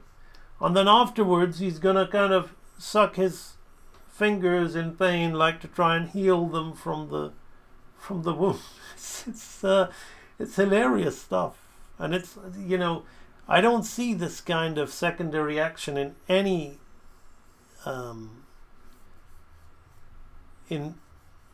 animation today to this level. That's so much fun, you know, especially in these so-called, you know, the West want to make money, they think comedy and insincerity is safe. Well then, here's some comedy, here's some insincerity, because he's only been whacked on the hand a little bit, right? And he's, you know, he's a grown man and he's acting like a big baby, and he's not doing it in a generic, you know, how many hundreds of other Pixar characters have acted this way, what manner, right? You know, he's this is unique. This is absolutely awesome, incredible acting. Okay, so he's gonna start rubbing his hands together here. Right, so let's work this out. Again, the silhouette and my placements is telling me I'm slightly off, but I'm gonna draw over it. We've got an up angle on the head now, right? So I start with those eyes, but let's look at the nose. The nose becomes an upward arch like this, and we're gonna see both nostrils, right? Which are all following this line this way, right? Actually, I'm wrong. You see, my instinct said to do it that way, but he's got it going the other way. You see, isn't that interesting? Nice stuff, right? So his head is this way. Excellent. Right. Now we're going back to the initial mouth shape, but its thumb is a lot higher, right? So I've roughed in the thumb in the wrong place. That's all right. I'm kind of working out the arcs. It's like I was telling you guys before, I was working out my arcs. Once I've got my arcs worked out, I can worry about all this other stuff. I don't see his tongue in there, so I'm just going to leave that open. Right, so now here's where his sleeve really is. He's a really big fat arm here, right? That it would be, actually. It would be. The sleeve comes. I'm working on this instead of the face at the moment, just so I get things in the right place. So the thumb is up here. We want to get the nice pose, right? And the hand comes over like that. So I'm just going to draw this hand in.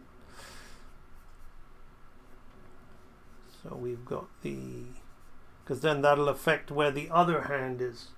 The face is interesting, but it's secondary to me at this particular point. I'm more interested in the arc of the hand and what it's doing, right? So this hand is come around here.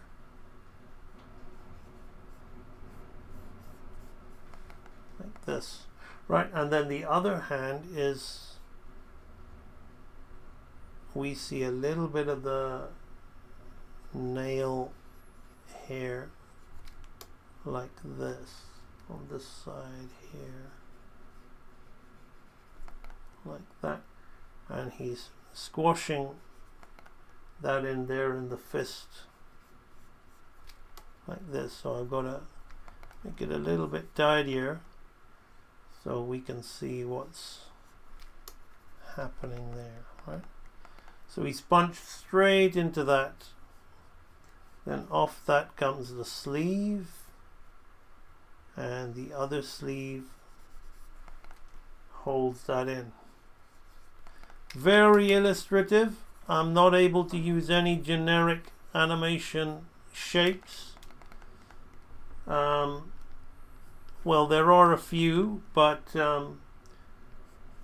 as you can see, I'm having to do a lot more hand-eye coordination, studying from the looking as I do that.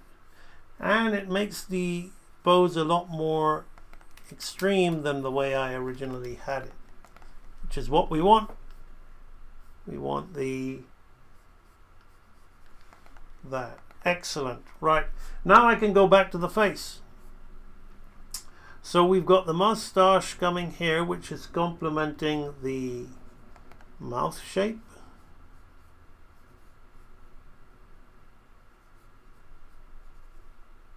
And let's just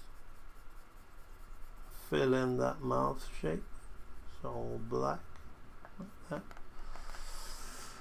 And a bit of the lip. And we've got that there. And the shoulder is more hunched in like that, with that kind of shape. See, that brings the volumes together a lot nicer. The eye is still, we've still got those drooped down eyes, and the eyebrows are still, the eyebrows are actually more breast hair. It's amazing how he's got this one expression, but it's so different in each of these drawings, right? His eyes are closed, but because of the mouth and the angle of the head and the rotation, it's so he's kept the facial expression so interesting. You know, this is another reason I absolutely hate software.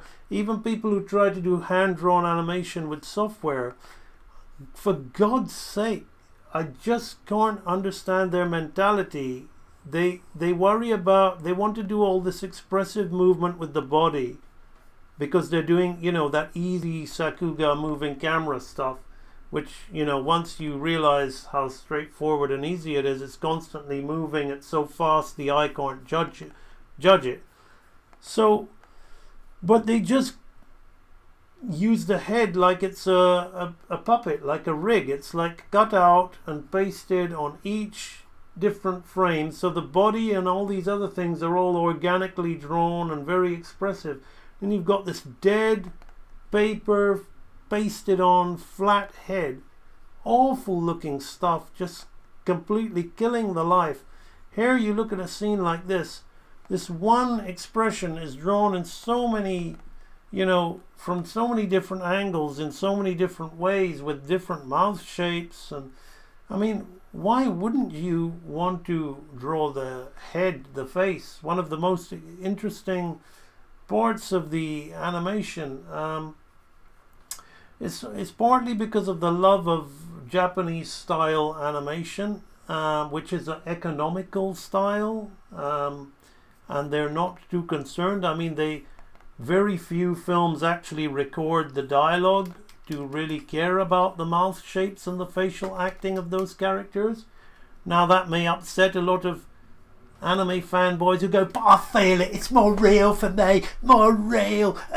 Well, sorry mate, it's done on the cheap. They don't record the sound, they don't listen to the sound, they couldn't care less. They just move it as they see it, and they want to get through it as quickly as possible, right? You might feel it in all your heart, but that's what it is, right? So the fact of the matter is that because of the enthusiasm for this type of animation, a lot of real expression and exploration of expression is lost, and we've just got dead looking stuff where it's like, okay, so you drew it by hand, but you needn't have bothered, because if you're just gonna paste the drawing on top of the guy's head, why bother, right? You've just completely killed it. Why do you think so many animators go for over-the-top, earth-shattering fight scenes? Because they're easier to do, Lewis. They're easier to do. You keep things moving at a really fast pace, and then you just slow in and slow out and hold a pose, and they don't really like you blink and you'll miss it, right? Blink and you'll miss it, especially with the constantly moving camera.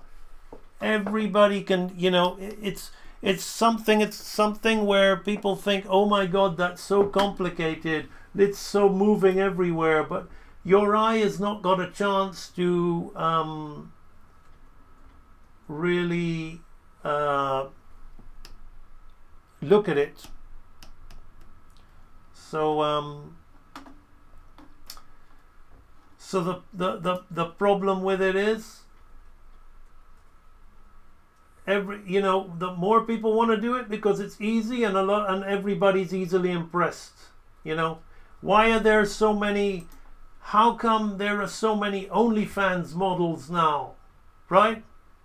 Because people have found a way of making easy money, and good for them. I'm not against people supporting themselves making money, but they found an easy way to do it, and a lot of people like to look at it, and it's easy and it's quick, right? So people animating all these fast rotating camera action scenes, I've done it myself, but but you see with my work, I like to keep it real. So I'm not pretending that it's somehow what I'm doing with those things is so great. But I'm just like, well, it's easy, it's quick, and people who don't know anything about animation, which is most animators today working in the business, are impressed by it. Because most animators today working in the business can't draw for shit. They don't know how to draw well. They can draw to the level of a talented 15-year-old who can draw Batman anatomically correct, and they think that that's probably good drawing. So they see somebody else doing it and they're impressed. So that's my answer, Lewis. Great question. Great question. Which is why my channel is all the time focused on what I call real animator training, where we learn about shapes, about expression, and really making this stuff, really focusing on the stuff that nobody else is focusing on. So you stick with my channel, you're gonna really get ahead, because my channel isn't about how to be popular, right? My channel's how to be great, how to be a great animator, right? How to be great at what you do, how to look at your work and know the truth, how to know, like a lot of these people doing these things, they know the truth. They know that it's actually it's not that hard for them to do it, and it's not that, for them, they can knock it out quick, and it's that's not storytelling, that's not acting.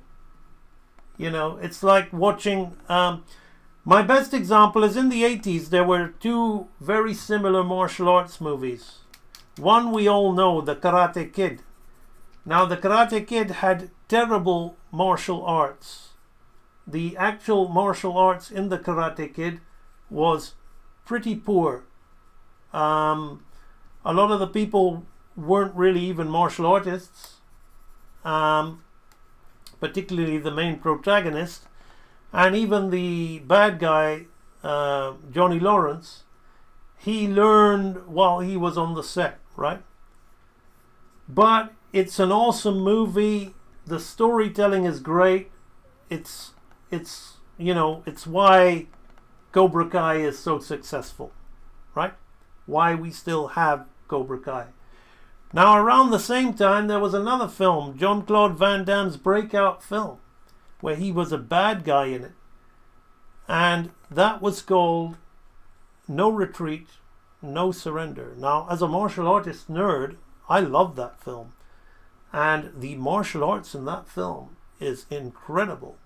The fight choreography, the execution of the technique, the guy who acted in it, he just later became like a sitcom actor, but the guy who acted in that, incredible martial artist, incredible skills, but the acting in that film was so bad that even I to this day quote it to laugh, right, to make fun of it, even though I love the movie. I don't like to use the word cheesy and corny, but it's cheesy, it's corny, and there's no defending it in certain aspects. It's just awful acting, but I still love it, and the martial arts in it's great. Now, why am I talking about this? Why am I talking about this? I'm talking about acting and storytelling. Acting is vital to good storytelling, and acting isn't just a swinging drunk cameraman trying to mimic a bad PlayStation flight simulator with a character doing weird, weightless 300 slow-mo somersaults and jumping and swashing swords with a character just doing that stuff. But that's what people think is great animation today, right? There's no consideration about personality, storytelling, or any kind of thing in there. And that's why we are where we are today. We're living in a world where animated characters all do the same performance. They all shrug their shoulders, raise an eyebrow, wiggle their heads, put their hands angrily on their hips while pointing with a subtle head shake for effect, right? There's no real personality anymore, no real acting anymore. So that's where we are, right? So that's a great Lewis, I think the name was, whoever this person was, Lewis Osborne. That was an awesome question, and I'm so glad you brought that point up. Now back to this. We're going to point the nose very slightly like this, right? And we're going to keep that up angle, but the angle has changed, right? Here the nose angle was this way, and here we're going to put it this way, right? We're going to keep those eyes like that.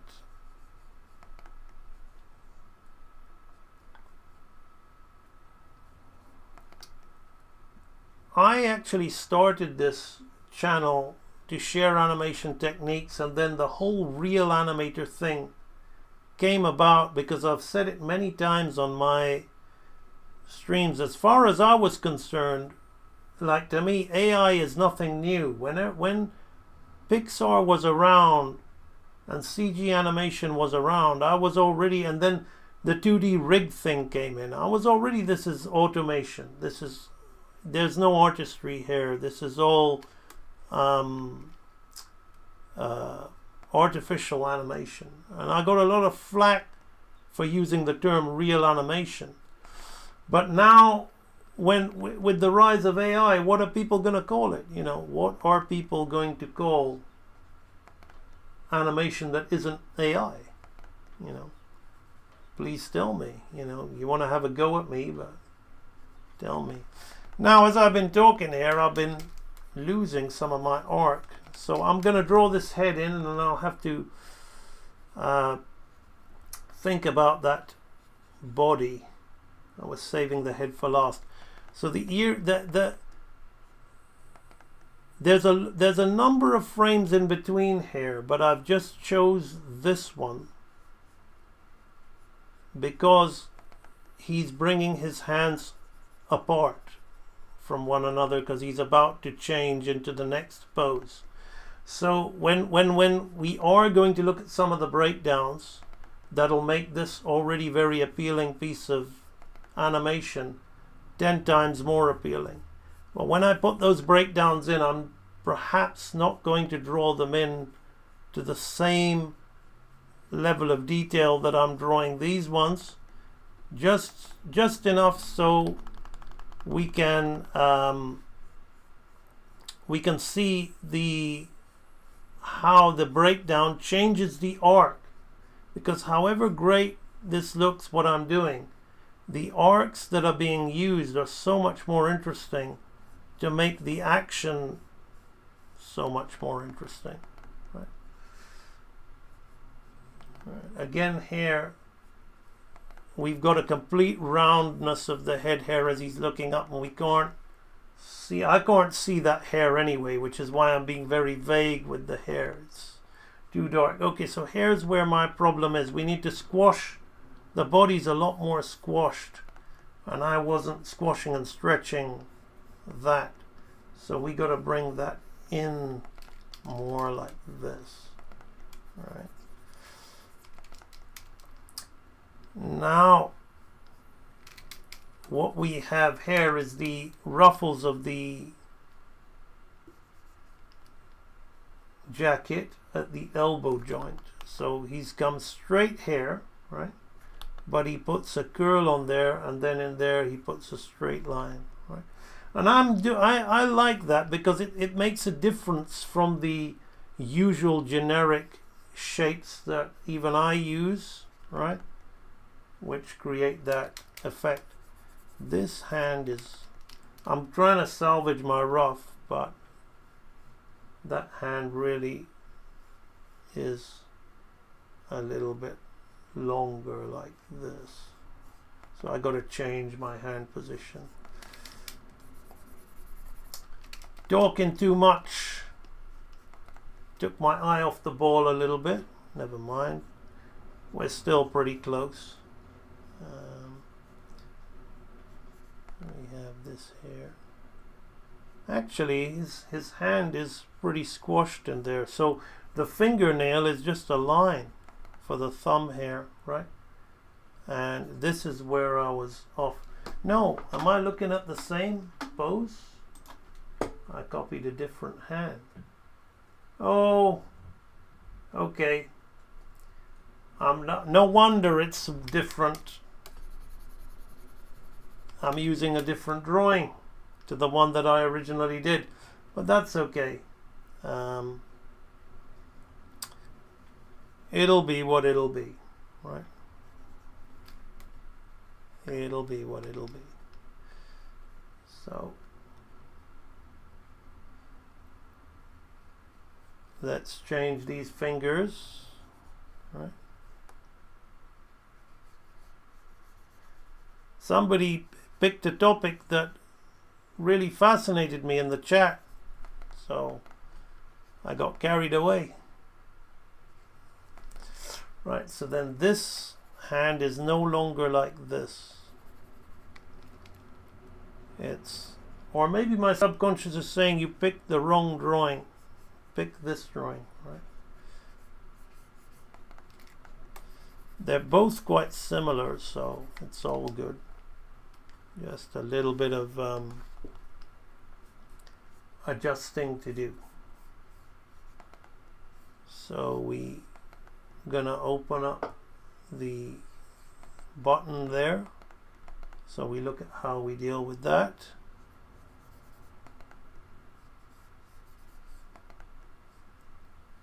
This will come around. Being a little bit quiet at the moment while I resolve this.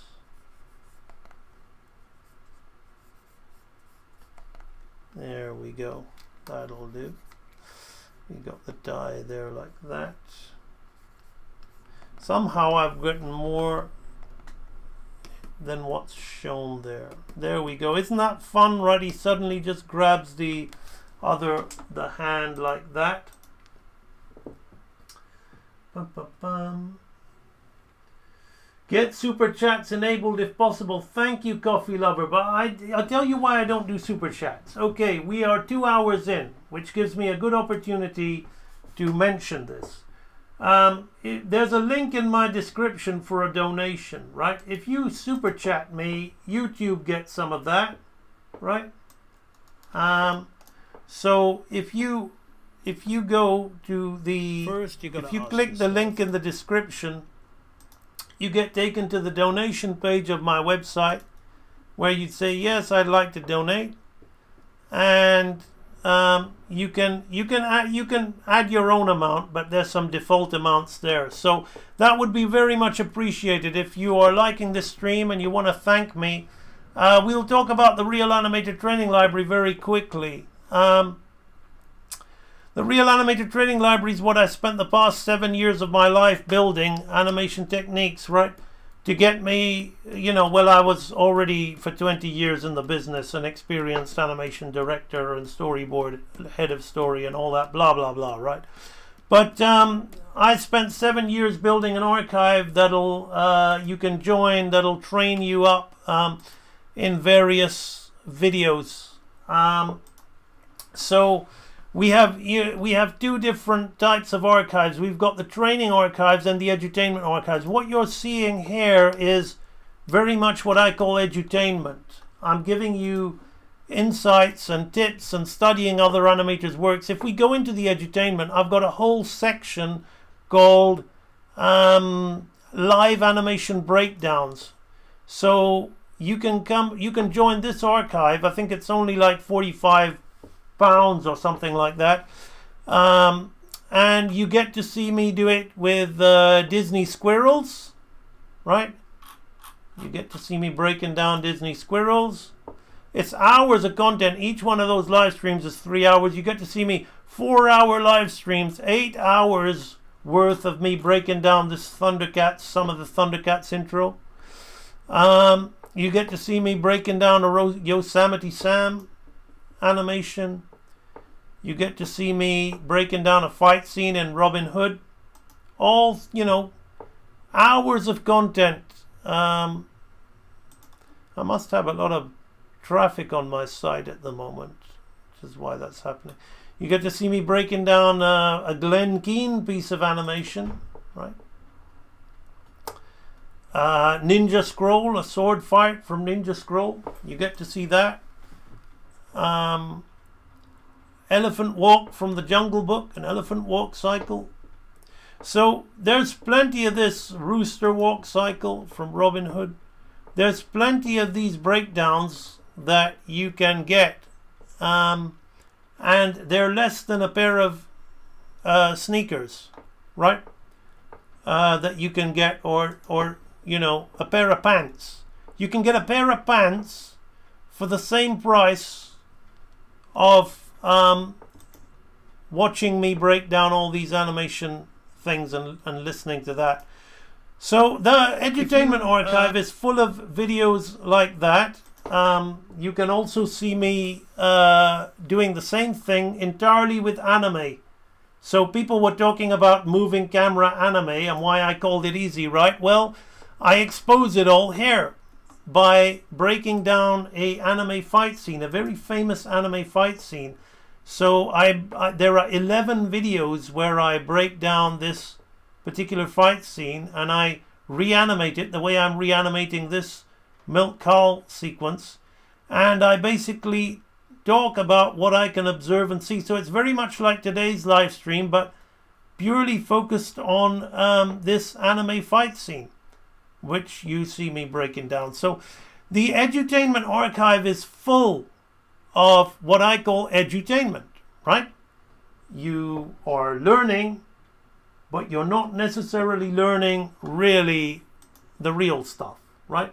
You want to learn the real stuff, you got to go into training, where you are forced to draw exactly what I draw, exactly the way I draw it, and you're going to follow me step by step. Am I going to go through a series of basics lectures, intermediate lectures, anatomy, advanced, professional? It's going to be different levels, right? Just to be clear, I have people who have worked for Walt Disney. We're talking proper Walt Disney. We're talking like hand-drawn Peter Pan 2. They joined the Basics Archive.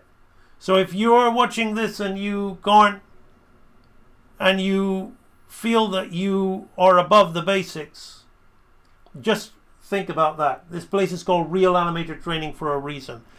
The Advanced Archive, for example, will show you all the stuff which everybody wants.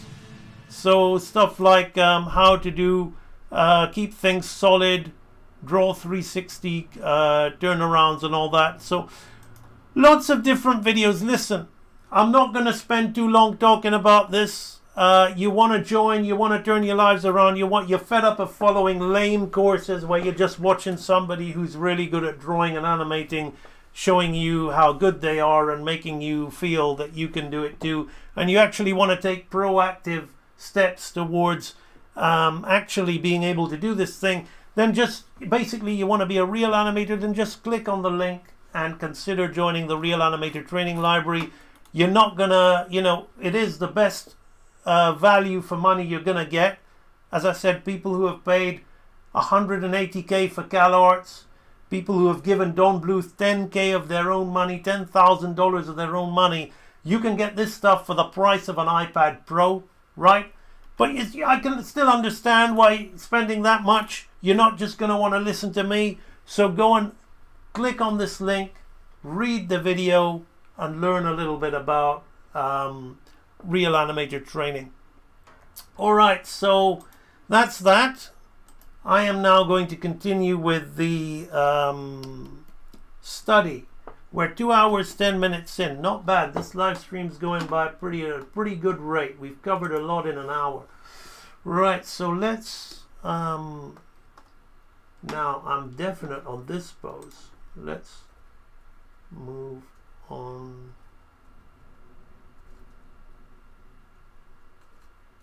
Okay, so I'm gonna lose one of these. I'm gonna lose this.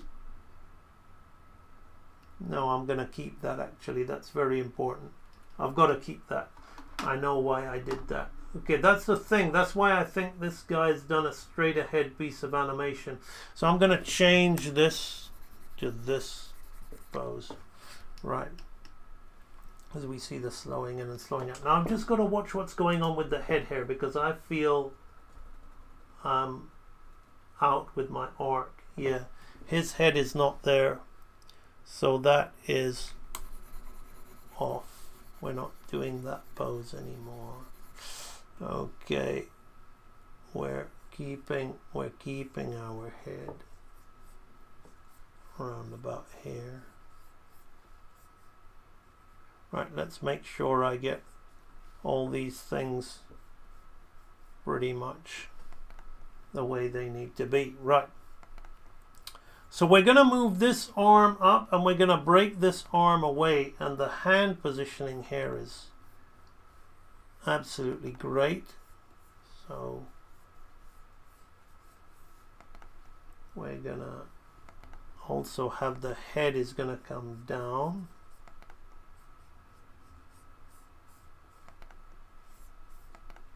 Notice how very little of this is using the light box and how solid I am. Now, a lot of people say, but I just, I'll one day get to that level. No, get to that level now, please. You're just putting off real development. Stop using the light box to animate. You want to know how I keep things so solid, so effortlessly? Training, right? I don't call this Real Animator learning. I call it Real Animator training. Training is building experience through repetition. That's what we're doing. I have repeatedly flipped my drawings forwards and backwards enough to be able to develop the judgment, of how and when to distribute mass and how to change shape effectively, how to fill the positive space of the silhouette with more positive space, right? The negative space of the silhouette, which is the silhouette's actually a positive space, but that's what I've meant to say. So I have developed that through constant flipping and watching the shape change, just like I'm doing here, right? This hand is going to come in, and that's where this negative space will become the cuff of the shirt under the jacket, right? That's how we do these things. Then this hand is going to come apart, so we're going to create the steps of the fingers like this, and then we're just simply going to go on top, right? You train yourself to do these things, and you're going to get better a lot quicker. Some people can't take looking at their own bad work or their own work which is not right, or maybe when they're training you're underdeveloped at certain things, and you're doing those things, and doing those things frustrate you and bore you, but that's not the reason why some people don't like to do it. Because a lot of people don't like to see their work and to feel that they're not as good as they like to believe they were, right? So, but if you take a bit of time and just spend a month even doing something that you're not particularly good at, you just watch the magic happen, right? That's why those people who have bought into my training program, that have really bought it, not, there's another thing. A lot of people just like to pay money and do something, and they feel the act of paying money is a proactive act, and I bought this course. A lot of people never even start the course they bought, or they start it and then they leave it, right?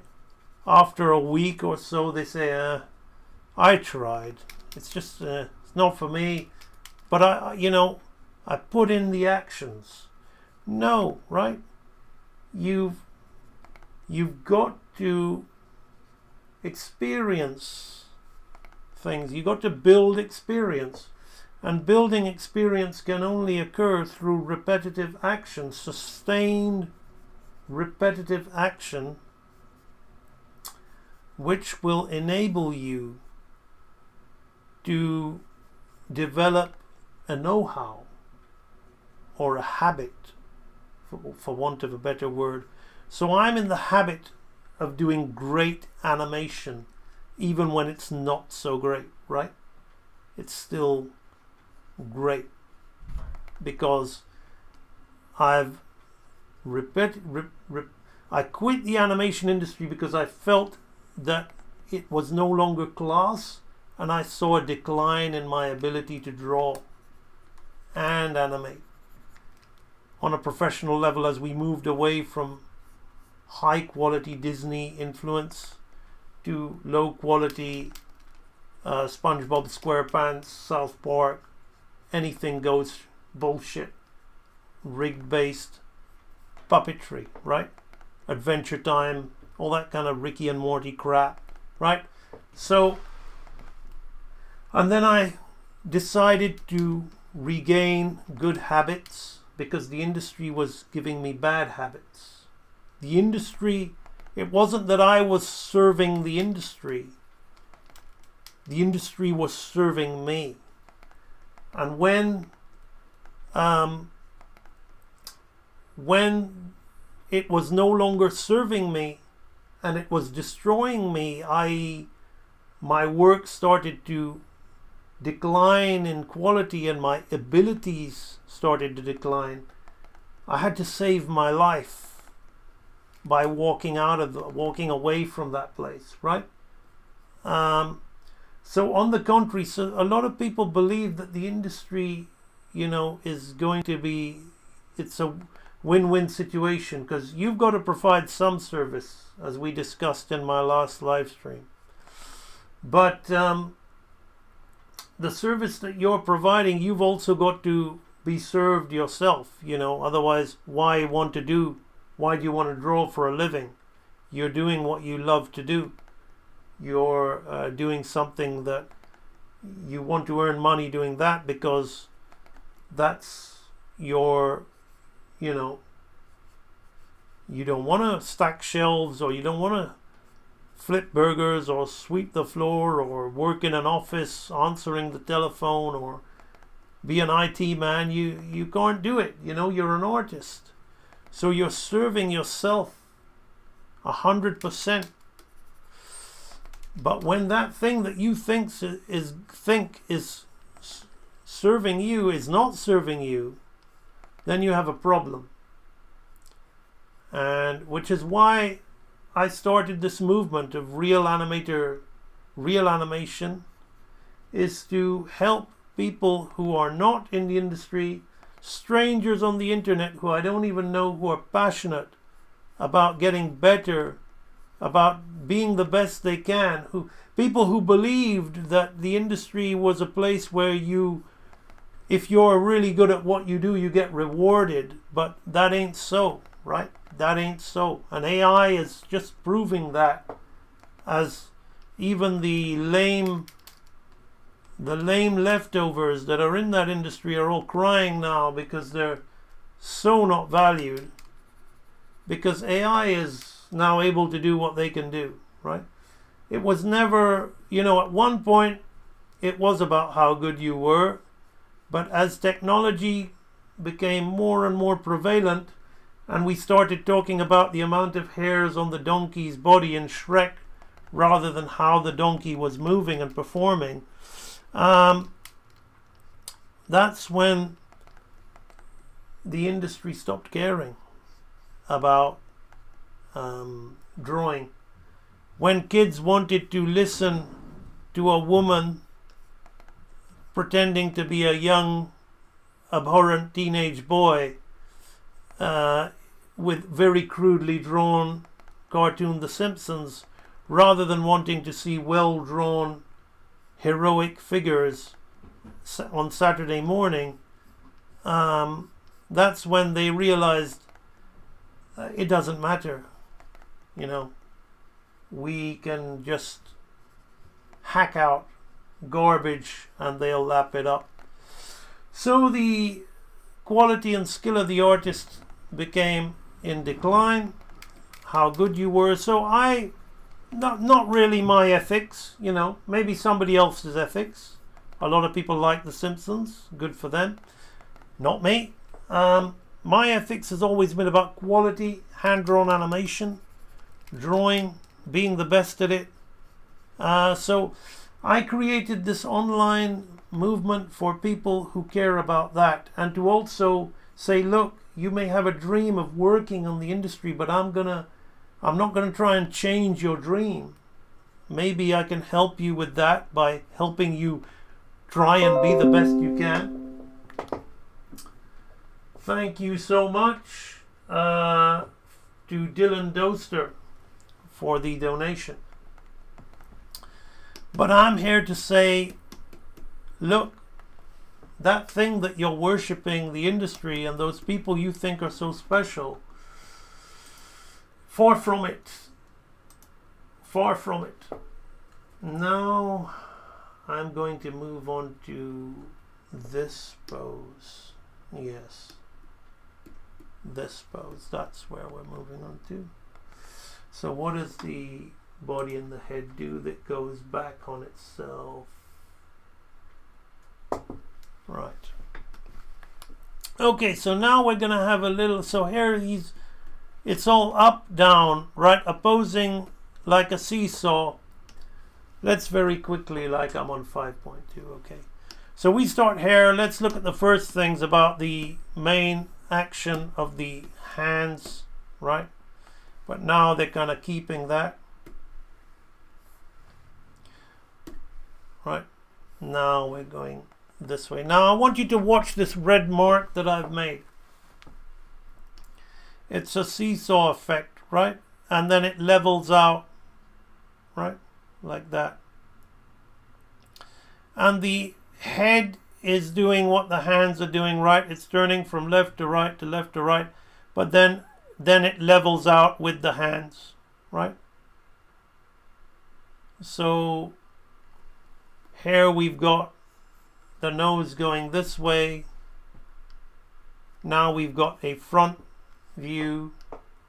Then we've got the nose going this way, right? So whenever this is down, the nose is going this way, right? So now this is up. So now it's down again. The nose is going that way. Now it's up. straight, but then it levels itself up, so we're staying kind of square on, right? So while it looks like there's a lot of movement, we're now slowing in to this. I'm going to break down these things to show you how it's actually very few frames, but it feels so fluid because it's a quick staggered movement, which makes but the way he's arcing, the way he's getting in and out of each frame is very interesting, and the spacing he's using, and that's what we'll be talking about in the not too distant future, because we've got a few drawings left to do. I think just 3 drawings left to do, and then we'll quickly do those breakdown drawings. How are we doing for time? 2 hours. 2 hours 25. Grayson says, I'm finding that with painting at the moment, I'm trying to become a competent painter. I'm now often throwing away recent drawings. Yes, we all need to improve. I need to improve my painting. Can you explain the page to me? I'm not sure what you mean by the page. If I'm using the word page, it's because I'm used to working on paper, and even though I've worked more on digital now than I have on paper, well, I worked probably 10 years in the business on paper, and then switched to the next 10 years. I worked 20 years in the industry. I switched to Cintiq and Wacom tablet, but I still very much, I have a saying here on my streams. Many of you can type it if you know it refers to paper. I say paper is king.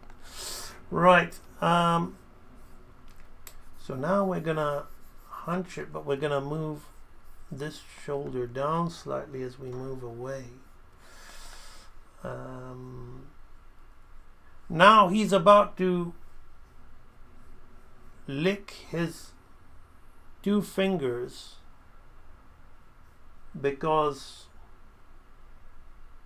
it's great acting, I guess, and it really it's over the top, but it doesn't feel over the top. It feels so natural. That's why I love this acting, right?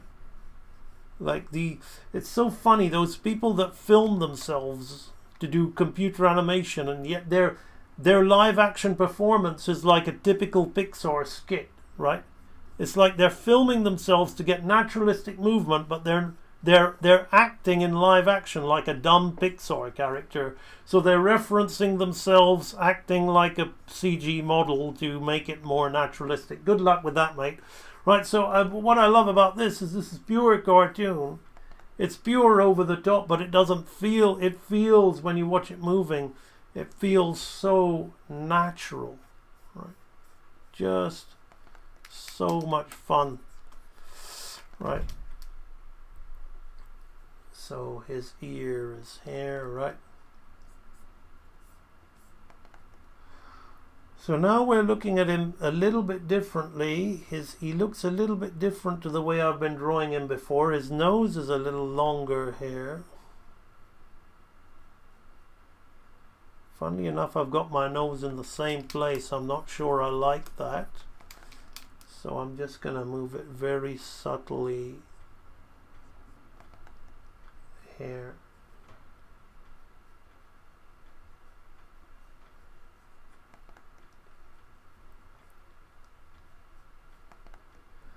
And we've got the eyes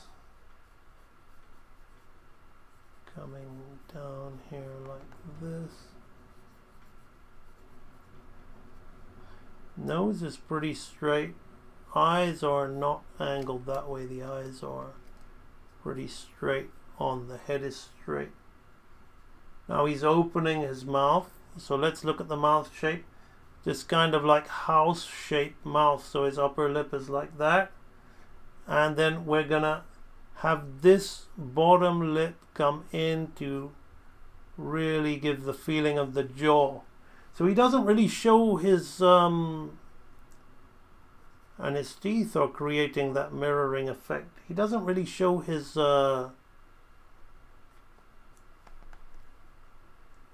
his bottom teeth so much, but he just does subtle things with the underlip to indicate the teeth. It's the shape of his head is so different here, right? That's what it is. So the glasses are up here. Yes. The ear is back here.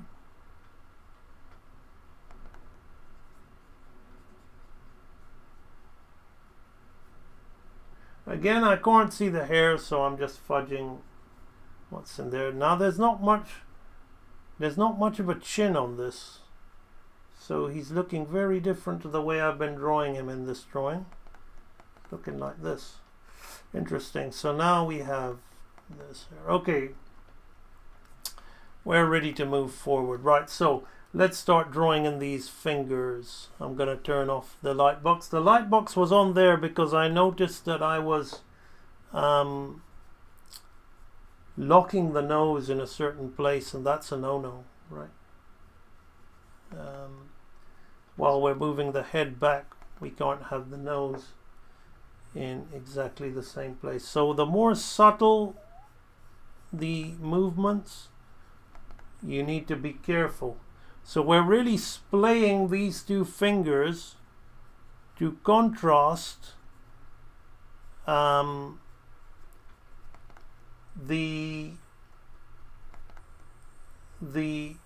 two fingers that are joined together, right?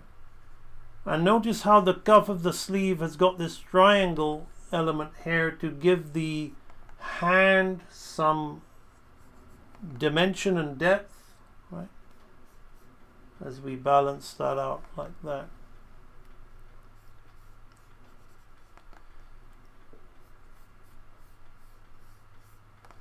There we are. Now we're going to drag the other arm, the hand back as he moves it away to create that, give that feeling of continuity from when he was flapping his hands up and down. Got a little bit of this sleeve here like that. So constantly in this piece of animation, his shoulders are hunched. You know, he hasn't come out of a hunched position throughout the whole piece of animation yet. Probably because it may be in his design that he's a no neck, right? Or possibly the hunched position is emphasizing that he is feeling pain, right? He's completely tightened up in his position there like that.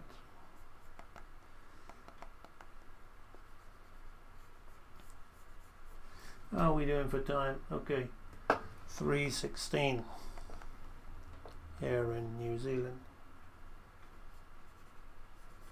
I'm going to be on this for another half hour or 40 minutes at least. Then I will call it. I'm going to do what we can. Right.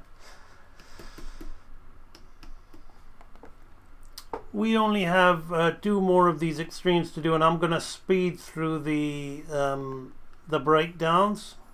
So we won't be spending the time that we're taking like this consolidating the drawing. What I'm doing now I won't do when we create the breakdown frames.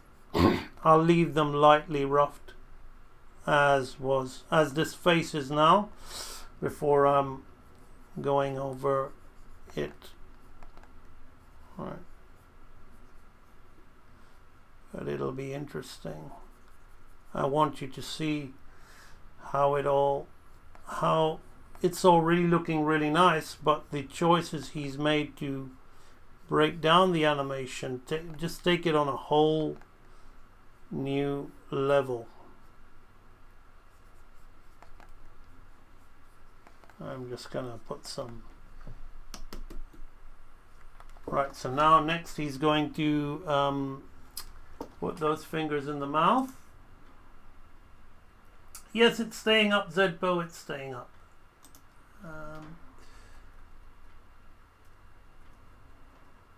There we go. I think that's the one. Right. So let me just check what the head does. It just travels back a little bit. It doesn't really go down so much. Right. So the head just travels back. A little bit of the light box here is where you're doing a very subtle movement. And I'm not using the light box to animate. I'm just using it because I don't want to lose my position of, you know, the character. Like, it's very important that certain things are following certain arcs, so I'm just mapping them out, but I'm not going to religiously stick to them or anything. It's just like, okay, that's where the color is, right, like that. So now we're gonna forget about the light box and we're gonna animate properly, right? So as he sticks his fingers in his mouth, the nose goes up slightly, which really creates a real connection between what one part of the body is doing as it interacts with another part. The real squash and stretch, right? That's subtle squash and stretch that occurs. We're going to have the eyes. I think his eyes have remained closed throughout the whole scene, which is a really bold, right? Here this character is expressing pain, and he's kept his eyes closed throughout the whole scene. I absolutely love it.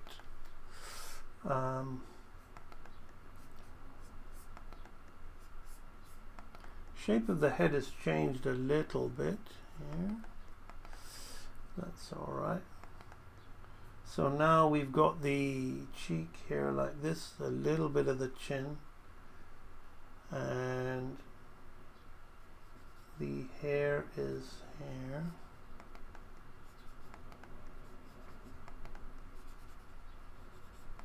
Like that. And the ear, let's look at, let me just draw that ear in. I didn't. The ear is not squashing and stretching against the shoulder, which I thought it might. It just moves back on itself like that. You see how I deal with the shape of the ear, and then the inside has its own pattern and shape? That's how we deal with the secret science of shape simplification. Now we've got the two fingers that have gone in there like that. I mean, this is just such a fun piece of animation. Really, it's like the primary action is, okay, he hurts his fingers, right?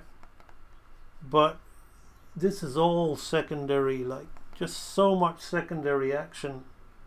Like puts his hand in his mouth, trying, like it just sells the idea that this guy's he's in pain as he's also irritated, frustration, irritated, like, you know, complete, you know, one of a kind character, this Snoops. He's actually, you know, in the I don't think it was written in The Illusion of Life. I think it was, I remember reading, there was a film called The Reluctant Dragon. And this guy visited the studio called John Culhane. And you can see it where before The Reluctant Dragon, there's a black and white walk through the Disney studios, and you can see the Disney animators, Milt Kahl, Ollie Johnson, Frank Thomas, all those guys. You can see them like doing Mark Davis, doing life drawing, you know, and it's all fake. You know, they've taken their rough drawings from Fantasia of the ostrich, and they're saying that he's walking around while they're working on that. But it's fun, you know. It's like a look inside the Disney studios. And I think if I remember reading that this character here, Snoops, is based on the guy not John Culhane. He might be John Culhane. John Culhane has been a long time Disney author writing. I'm not sure if it's him. My memory's failing me. Grayson may be able to correct me on that. But it's based on the guy who was going around the studio looking at stuff, at how they do the sound effects, how they do the drawing, you know, ink and paint and all that stuff. The Reluctant Dragon, check it out. The animated film The Reluctant Dragon is fun, but that bit's even more fun for me. Looking at those old time 50s, 1950s kind of American, that's some of my favorite period of American filmmaking and American TV, 1950s, is he's walking around the studios. This is what it's like to work at Disney. Those kind of things I used to watch as a kid and dream, man. That was when the thought of working for Disney was really something special. I'm not sure I'd work for them at all in this day and age, unless they offered me a ludicrously high amount of money. So here we've splayed the finger here. So it's very important to notice subtle details like the opening and splaying of the fingers, because not only does it sell the pose, it also adds to the action, because his hands, you know, there's either one finger or two fingers together, but when we open all of them, it's usually to emphasize a movement or something that's gonna happen. Now I've done some kind of flaw here with the length of my body, because the cutoff in the reference is there, but I'm drawing way more of the body, so I may have grown my guy in length a little bit, but it's okay. We're not that far off. Right, so now we're gonna be, let's check the time. We're on the last drawing now. 2 hours 35 minutes. Okay.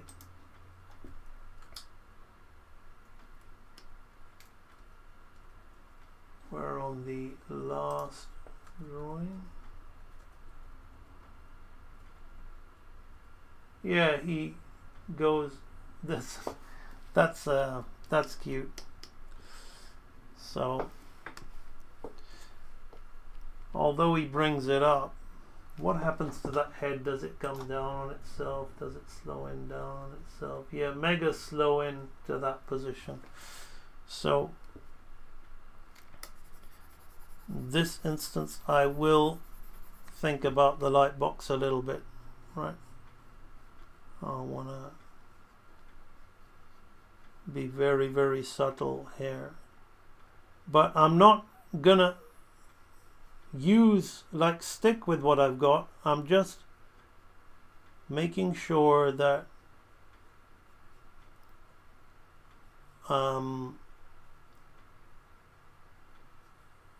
because I would normally have done the last drawing first, right? because that would have been an extreme drawing and then I would have slowed into it. So this would have been, but as I'm doing this in a very straight ahead way today, I'm having to use this light box here to try and make sure so that's the thing. That's the real way you maintain form and volume, is you make sure that your first and last poses are done and they're solid, right? They relate and they're solid. But if you do it straight ahead, then you're likely to lose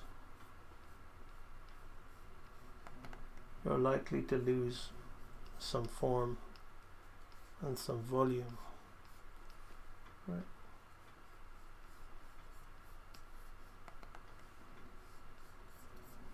So which is why I'm using this light box a little bit, especially for these glasses.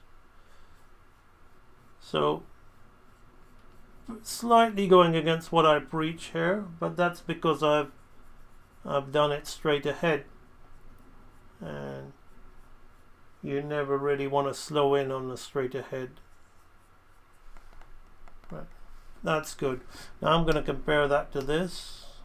Right, little bit of shrinkage in the hands, but that'll do.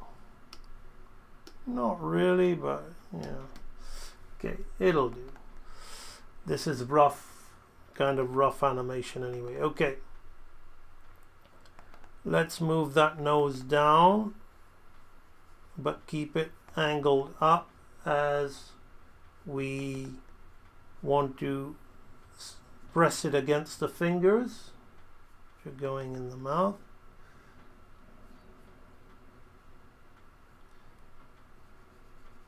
We're gonna emphasize that.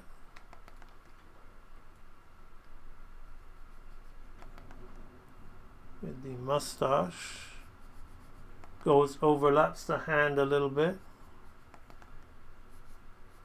We really want to get those fingers inside.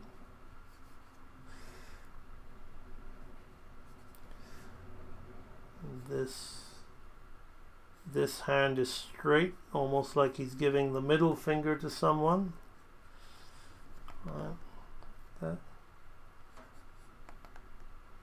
Goodness me, this is just so much fun. Like, I literally love, even when I'm not working on my own stuff and I'm just improving my skills by studying great animation, I'm really enjoying my life, right? It's just awesome. So much fun. And the plus side is I get to share it with all of you guys. So we all kind of learn something together. Right, so this is subtle.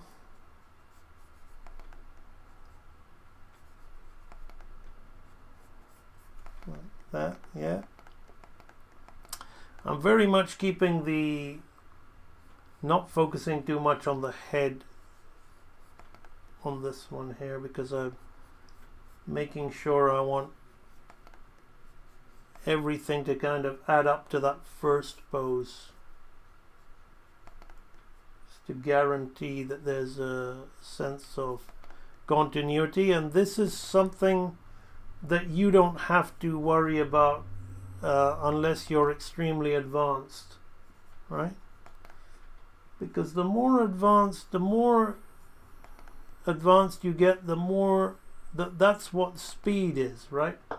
I can get things pretty accurate on my roughs, so that cleaning them up is a faster process, right? But that's not something that a beginner should be focusing on. How accurate you are. You need to focus on the fundamentals of what you're learning, and making sure that you understand what it is that you're seeing. Once I have finished breaking this down, I'm going to talk about the fundamentals and animation law before we go and put in the arcs and breakdowns, and then see how we build on those fundamentals with the power of intelligent arcing, right?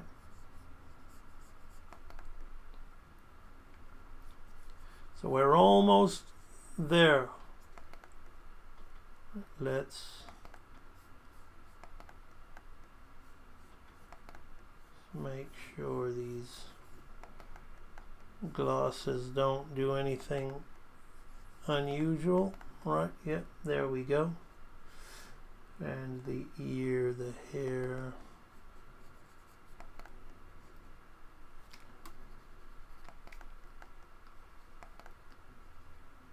I change that up slightly.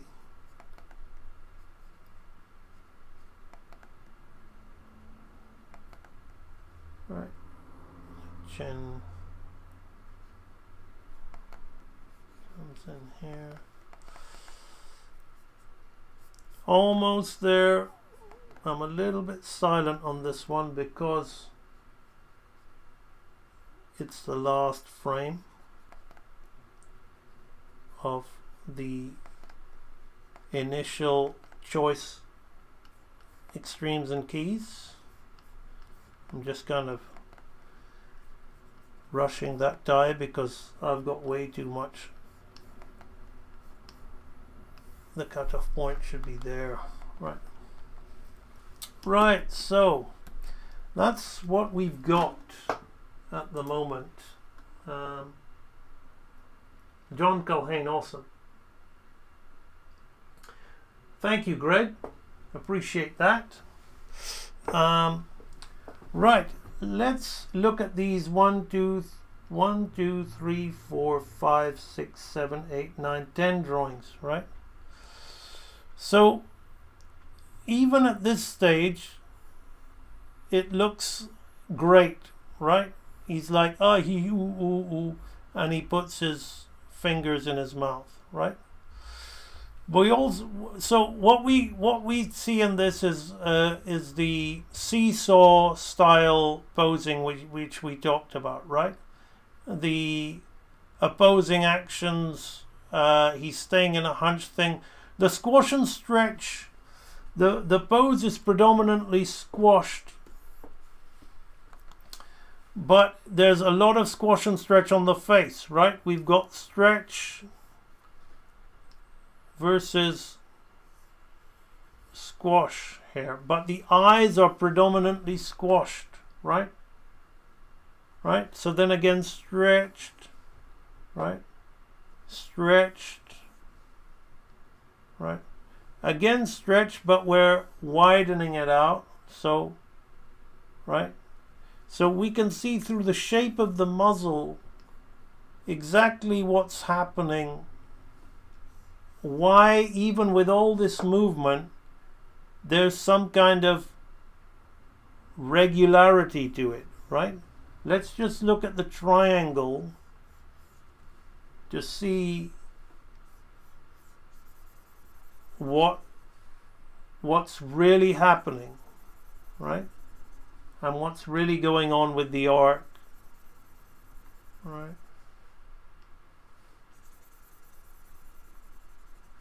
And I'm doing this so you can observe what happens when we look at how Milk breaks this scene down, right?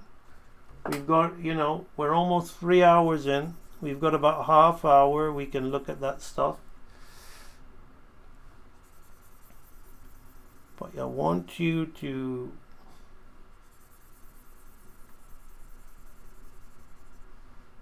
just see this. All right, and I'm gonna see it myself, right? So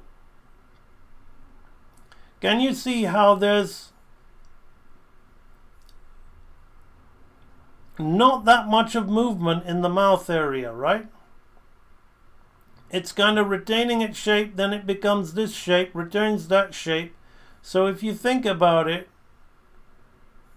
while there's a lot of movement, we're not really seeing, it's not moving as much as we think it is, right? Especially towards the end here, as it's like a definite arc like this, right? Towards the end, there's a definite arc here, right? So there's all this like staggering before a definite arc, and we just stay in that position, right? So it's, while we think there's an exaggerated movement, it's so controlled and so contained in a way that it's contained exaggeration. That's what it is. Because the guy is constantly in a hunched position. His eyes are constantly closed. His mouth is not really that over the top, right? It's closed hair, it's blowing hair, open, closed, right? So, but it's just exaggerated within those consistent aspects of the eyes closed, the shoulders hunched, the body more or less in the same position, yet it's so exaggerated and so much movement. So this is such a masterful display of contained exaggeration, balanced perfectly. But now we're going to go one step further. We're going to quickly go in and we're going to draw in breakdown drawings, and I'm going to do those breakdown drawings in dark red so we know that they're breakdown drawings. So let's go back here and see what's between these two.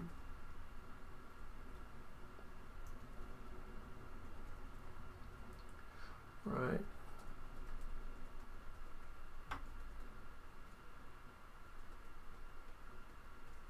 Right.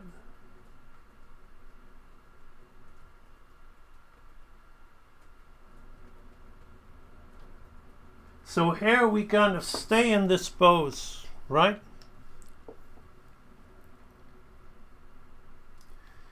Here we're going to kind of stay in this pose, and I'm going to leave the light box on because we're going to do what's called a favor on the head, right? So we're just going to move up very slightly, and the mouth is going to do something great, right? We're going to go from stretched mouth to squashed mouth, right?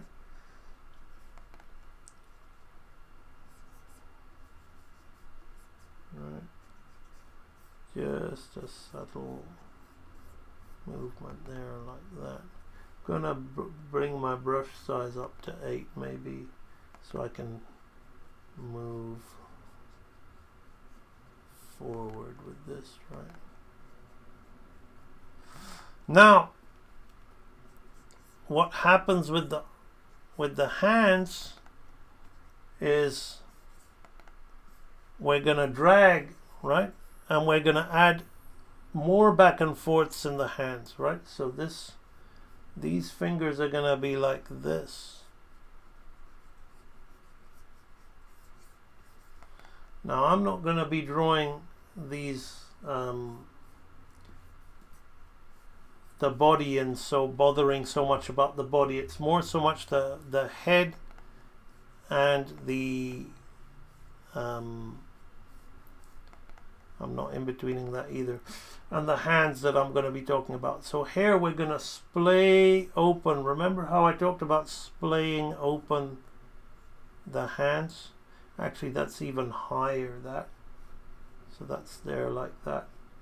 That one comes there like that. That goes under, and that goes there like that. That's what we're going to do, right? So now, by sticking around this pose, it's going to work a lot nicer. So I'm going to just work on the head and the hands. I'm not going to bother too much, and I'm not going to go mad about the drawing it in so much as I was before with the attention to detail. we're just gonna look. So here we see those teeth, right? But we're closing that mouth tight and we're seeing those jowls, the side lip, or whatever you want to call it, right? His nose is coming down here, his mustache is on top like that, and here we've got the under chin, right? So pure squash and stretch here, right? Coming under there like that, and the eye is right. That's all I'm gonna do. I'm not gonna little bit of glasses, although the glasses are gonna slow me down a little bit because getting the volume of them at such a subtle movement, right? Now we're gonna do the hands, right?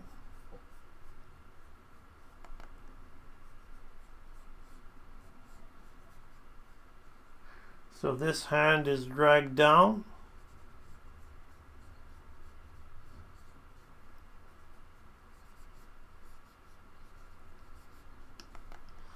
And this hand comes up, right? Really high.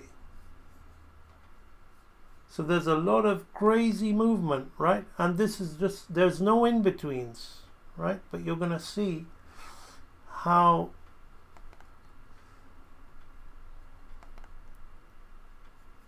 nicely it works, because I mentioned about what we call contained exaggeration, and that's everything when it comes to class cartoon acting, right?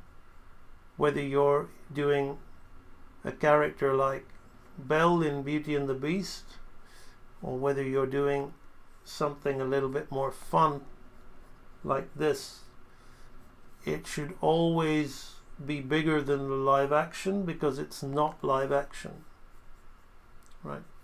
It's contained exaggeration. Those two laws of the 12, exaggeration and appeal, are so misunderstood. So for me, whenever I study Milk Cow, I'm looking at exaggeration and appeal. So can we see that now? All right, so let's look at what follows. So now there's a big change, and no in between here, right? No in between here. No, actually there is, right? So this is, the mouth is on a third, but everything else, the head is on a half. What are those hands doing? There's dragging, and that's in between. So this is a pretty straight in between. Between hair and hair, there's a pretty straight in between, right? Except for what's going on with this hand here, right? Let me just double check what's happening with the elbow. Yeah, the elbow is lower. I was thinking you can't in between that, right? So here, the only real difference is we've got a hand dragging, a hand drag here, right? And the head and the other hand are pretty much just in between, right? So this hand is got a like a whip, right? If we look at it individually, it's arcing circularly, right? Like that, right? It's a circular motion, right? And what am I always telling you about arcs? You try and look at figure of 8 circular motion. Now this again is going to come here, right? maybe a little bit higher here. And we're going to scoop the hand down, but again it's going to be following that circular motion, right? We're going to open those, and again that's off screen, that.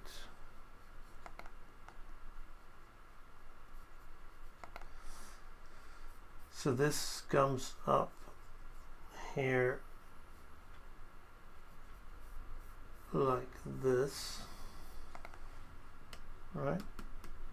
So let's take a look at this hand. Can you see how it's all going in a circular motion, right?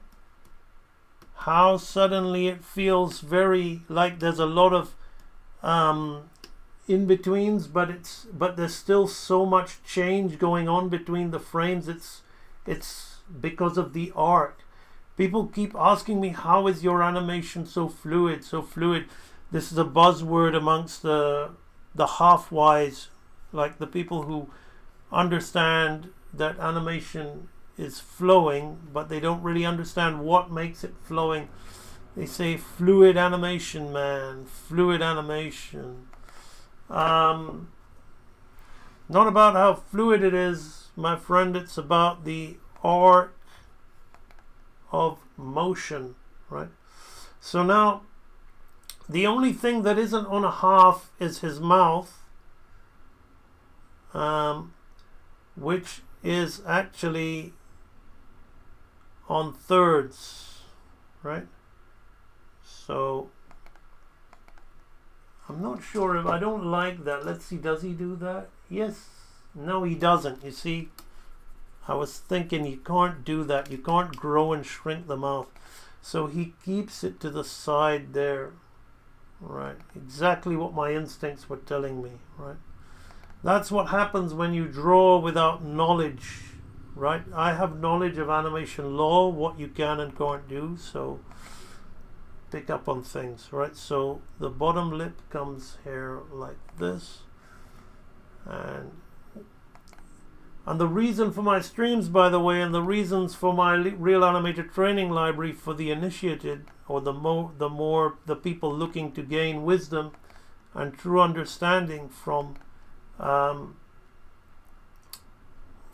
in the craft of hand-drawn animation, you are there to learn animation law. And when you understand animation law, you will truly be wise and exceptional at your craft, because you know what you're doing. Imagine having a conversation and not knowing what you're talking about, right? But thinking you know what you talk about.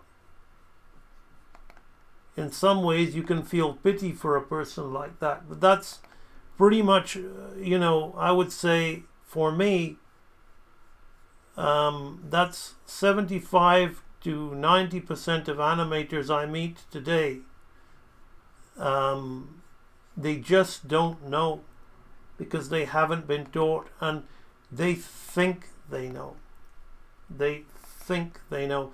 And it's, I don't laugh at them, I just pity them, because they can either improve and acquire real knowledge, or remain as what I call the half-wise, who in some respects is more lost than the ignorant. Right, so that's there. So can we see the circular motion that is bringing in, like this segmented action, what looked like originally a seesaw action between the arms is now becoming separate arm circles, right? So each one of these arms is doing a little circular action. Let's look at what the head's doing, right? It's just coming up, now it's going down, and now it's turning again, right? So we've got we're slowing down and making more confined containment within those exaggerated moves. Okay, let's see what comes next. April Mayfly, how are you? Okay. So we've got another one, which is just one in between, right? Which just is a third on the head. So you see, I'm talking to myself in spacing terms. A third on the head, a big movement on the lower arm like a bouncing ball, and a straightening up on the hand. Okay, so between hair and hair,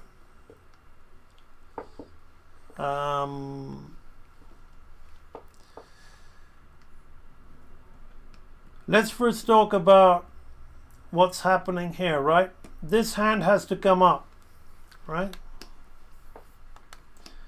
So we're going to bring it up, right? But we're going to drag and delay the hand. So we're bringing the arm up, right? But we're going to drag the hand, right? And again, this finger is hair and this finger has to be hair, right? So we're straightening, we're keeping this finger straight, and we're delaying all of the other fingers here like this, right? To create a more sense of follow through and drag, a more sense of floppiness, right? So these fingers are dragging more while this finger is taking positive action on the rise, right? You see the subtle ways of dragging, which will create that nice circular feel, and then we're going to splay those fingers open. Remember that I talked about splaying fingers. Hair, we're going to stay in this kind of positions to register that upward hand movement. We're not going to have it, his arm coming halfway down in between here, right? We're going to do like the bouncing ball. We're going to remain in a slow in, slow out. But what we're going to do with the hand is we're going to straighten it up, right? We're going to bring our fingers up, like follow through, like a ponytail or a cape, right? Or a swinging pendulum, right? We're gonna swing those fingers, right? Just because it's a hand, it doesn't change the law, right? Of follow through, overlap, and drag, which is the law that I am talking about now, right? So you can copy this animation, but if you don't understand the law, copying it is not really going to help you improve, right? So here we see we're slowing in and utilizing follow through, right? Which will become drag as it swings this way, right? Now with the head, I remembered it to be a third, right? So 1/3 of the way we're going to put this mouth. So when I say a third, we got this mouth shape and this mouth shape. We're not going halfway. We're going to be 1/3 of the way. We're going to in between, right? So we're slowing out. The law of slowing in and slowing out, right? So we're going to focus on that.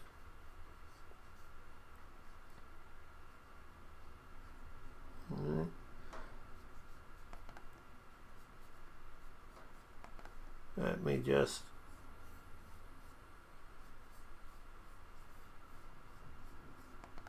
put these glasses in. That's higher, actually. That's where, my bad, when I didn't know that they were glasses, right? And I thought they were creases on his forehead, right? So let's just go in here and draw the head. get that mouth position just a little bit nicer looking with the bottom lip like that. We're retaining the stretched expression on his mouth. It's funny how even his chin has got this weird dimple in it like that.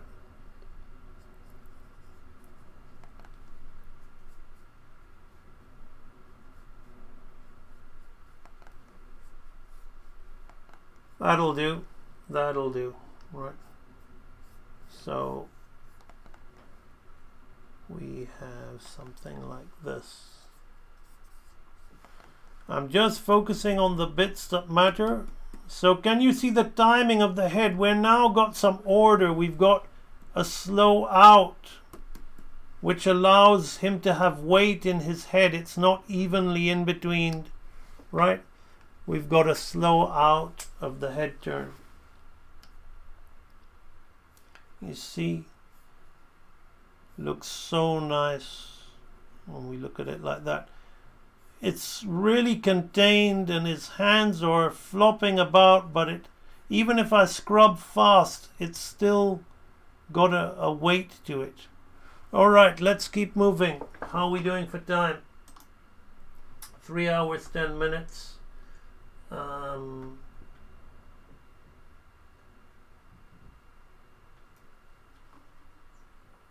Just seeing how much more I've got left of this. Okay, we've got that. There's a bit of work to do here, so I'm gonna be very rough and very quick here. So in the next few minutes I'm gonna speed through. Right? So here we're gonna start normalizing the action, because we're now going to punch this arm forward. So the first thing we're gonna do is raise this elbow, but drag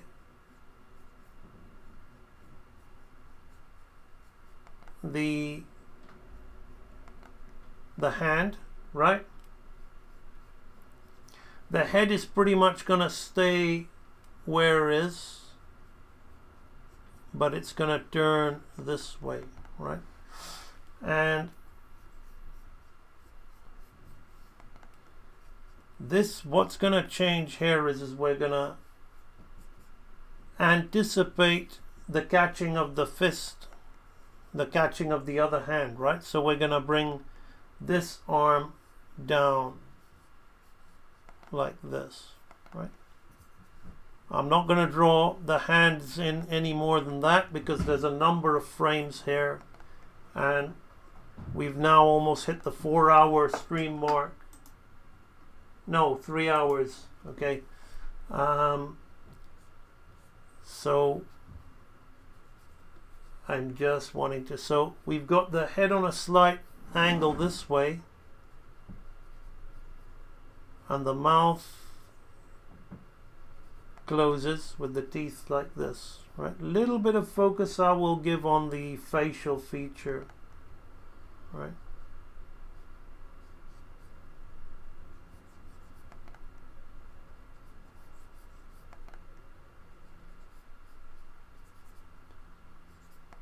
Glasses are gonna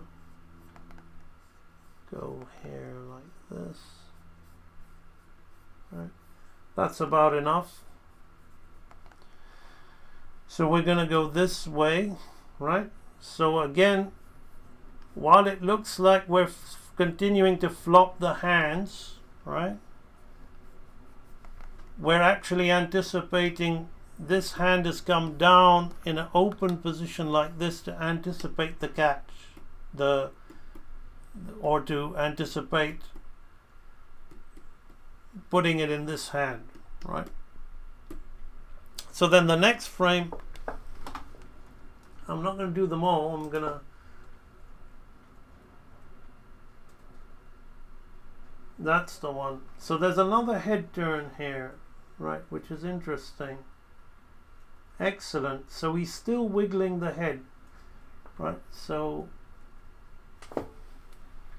I'm gonna jump into this one where we see the fist being made, right? Which is pretty awesome because the silhouette is just a shape like this, right? And in that shape he's hidden the fist. This guy is an absolute genius, Meltkal. Every time I look at what he does with the shapes and how he puts things so neatly within shapes, just blows me away. Right, so he's gonna catch that, and then this goes on top of that like this. Right,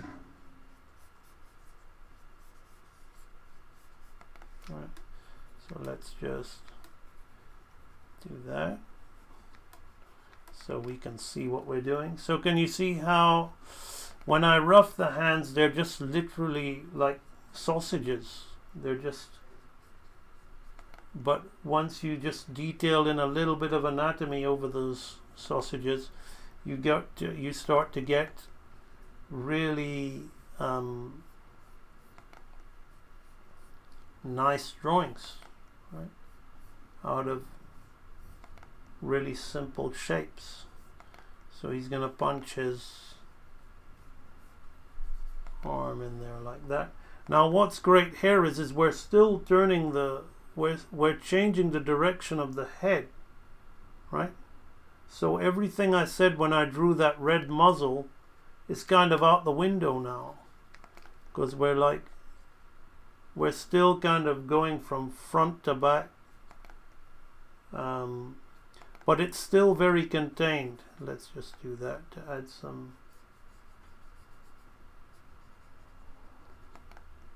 Right.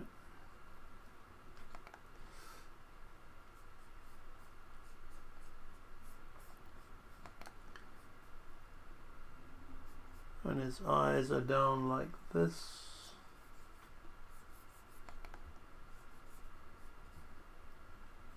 His glasses coming in.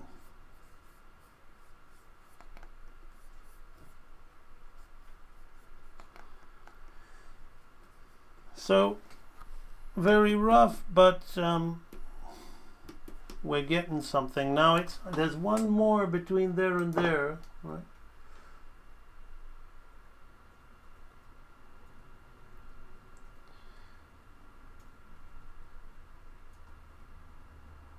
There's actually two, but I'm gonna go on this one because it's probably helps read better. So we're gonna turn that head, right, and we're gonna ease into this up position.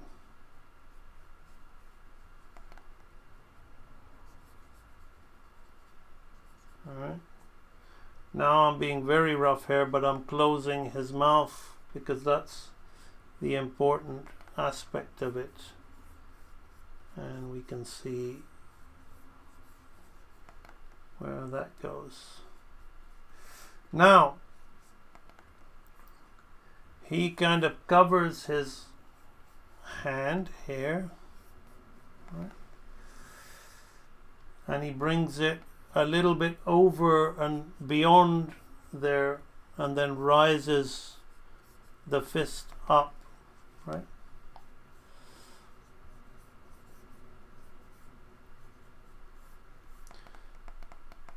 So we're gonna see that motion through.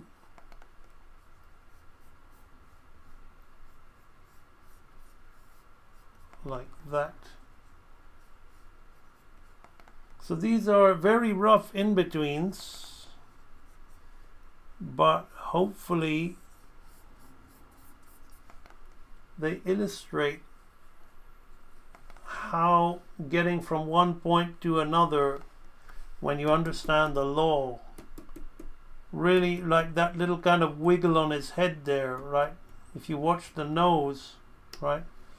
It's hair, it's hair, it's hair, it's hair. Now it's hair. Now watch the wiggle, right? As it kind of subtly gets smaller, right? Right? Really cool.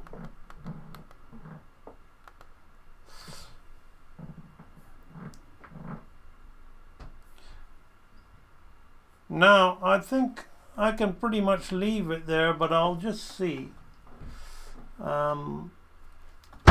what comes after this. Oh, that's pretty nice.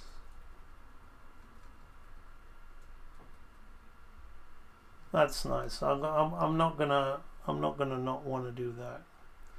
That adds a whole new dimension to the animation, right? So from here, you don't just go into this, right?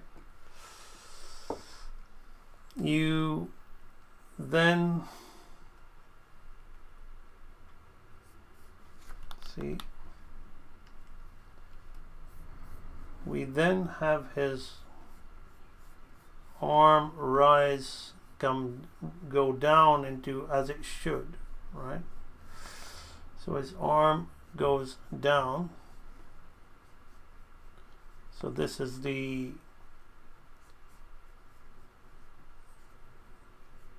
position of his hand holding the arm down, covering his other hand. We're kind of in-betweening into that, right? Nothing so, just a rubbing of the hand, but it's the head that I love, right? The real crybaby head, right? Completely changes the direction and we completely open that mouth, right? Like this.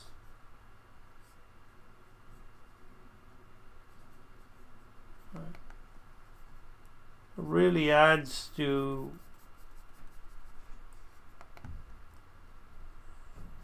the scene. So it turns more square on.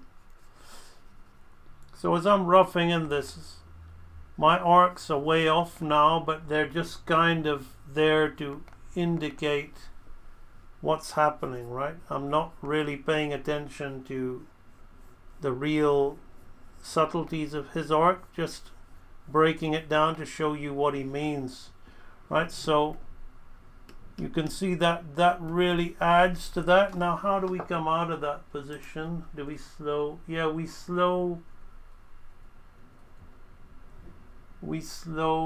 out of it, right? So we really, which is what I thought, because we want to see it for longer, right?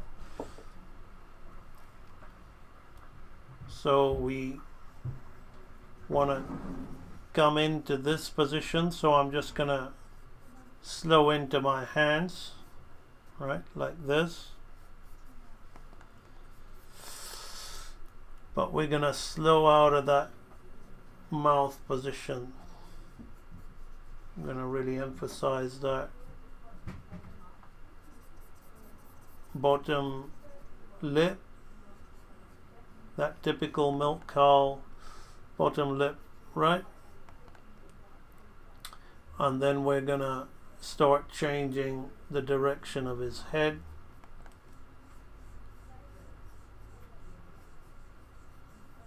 Right? Like that. That's enough. Don't need to draw any more than that.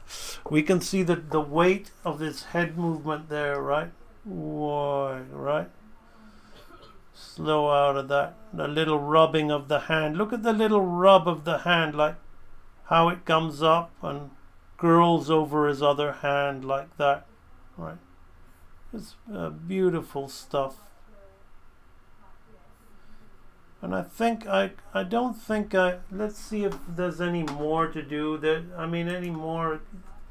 I don't want to get every frame. What have I got here? I've got this one.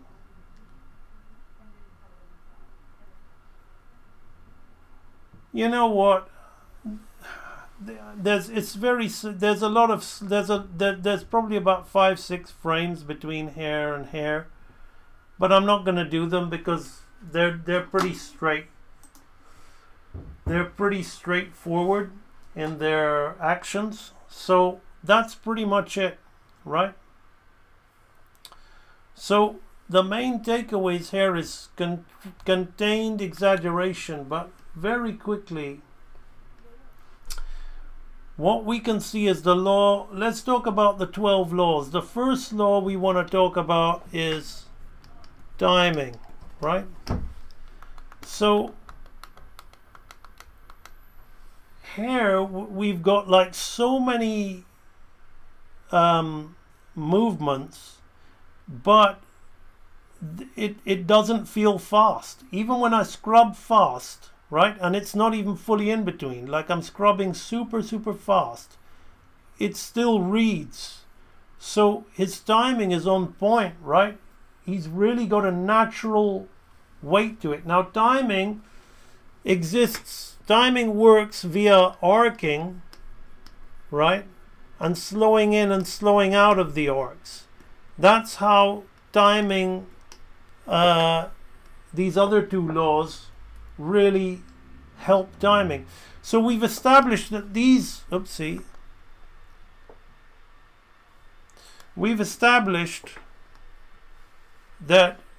these hands are following circular arcs, right? The head in itself is, while it might be going like this, right, that's the arc. The head is literally looking up. The head is arcing up like this, and he's putting a nice kind of wiggle on it, right? And as he's doing the head wiggle, he's slowing in and out of the turning points of the head.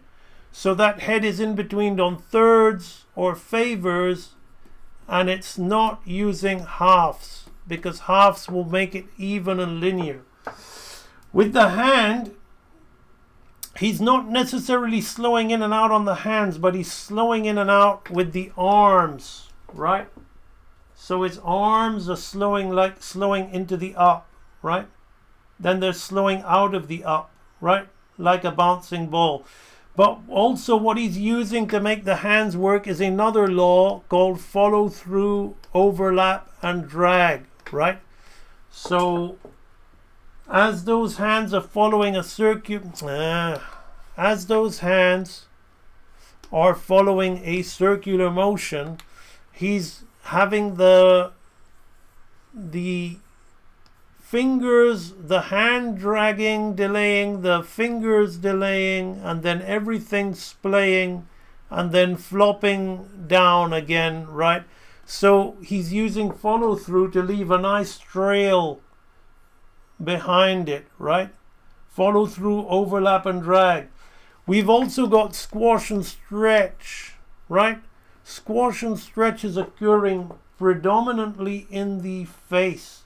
He's consistently squashed and shrugging his shoulders, but we've talked about the mouth, which again he's slowing in and out of the squash and stretch positions here. He opens the mouth wide and slows out of it back into a quick squash position, right? So we've got squash and stretch. We've talked about pose to pose and straight ahead. I feel that he's done a lot of straight ahead action in the first half of the scene, and then in this part he probably used keys and extremes, pose to pose. So that's another law. Anticipation is the whole kind of thing, is one action is opposite to the other, therefore it's like a juggling act which is anticipating the movement, which he then covers his hand to rub it, right? He expresses pain, but this pain is anticipating that, and then the rubbing of the hand is anticipating this.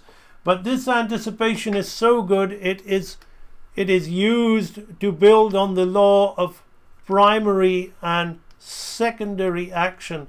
because the secondary action being used is obviously the acting to really like the wiggling of these hands to really say, oh yes, I'm in pain, and he's anticipating the rubbing of the hand, he's anticipating putting it in his mouth, right? So all of this is secondary, leading in to secondary action.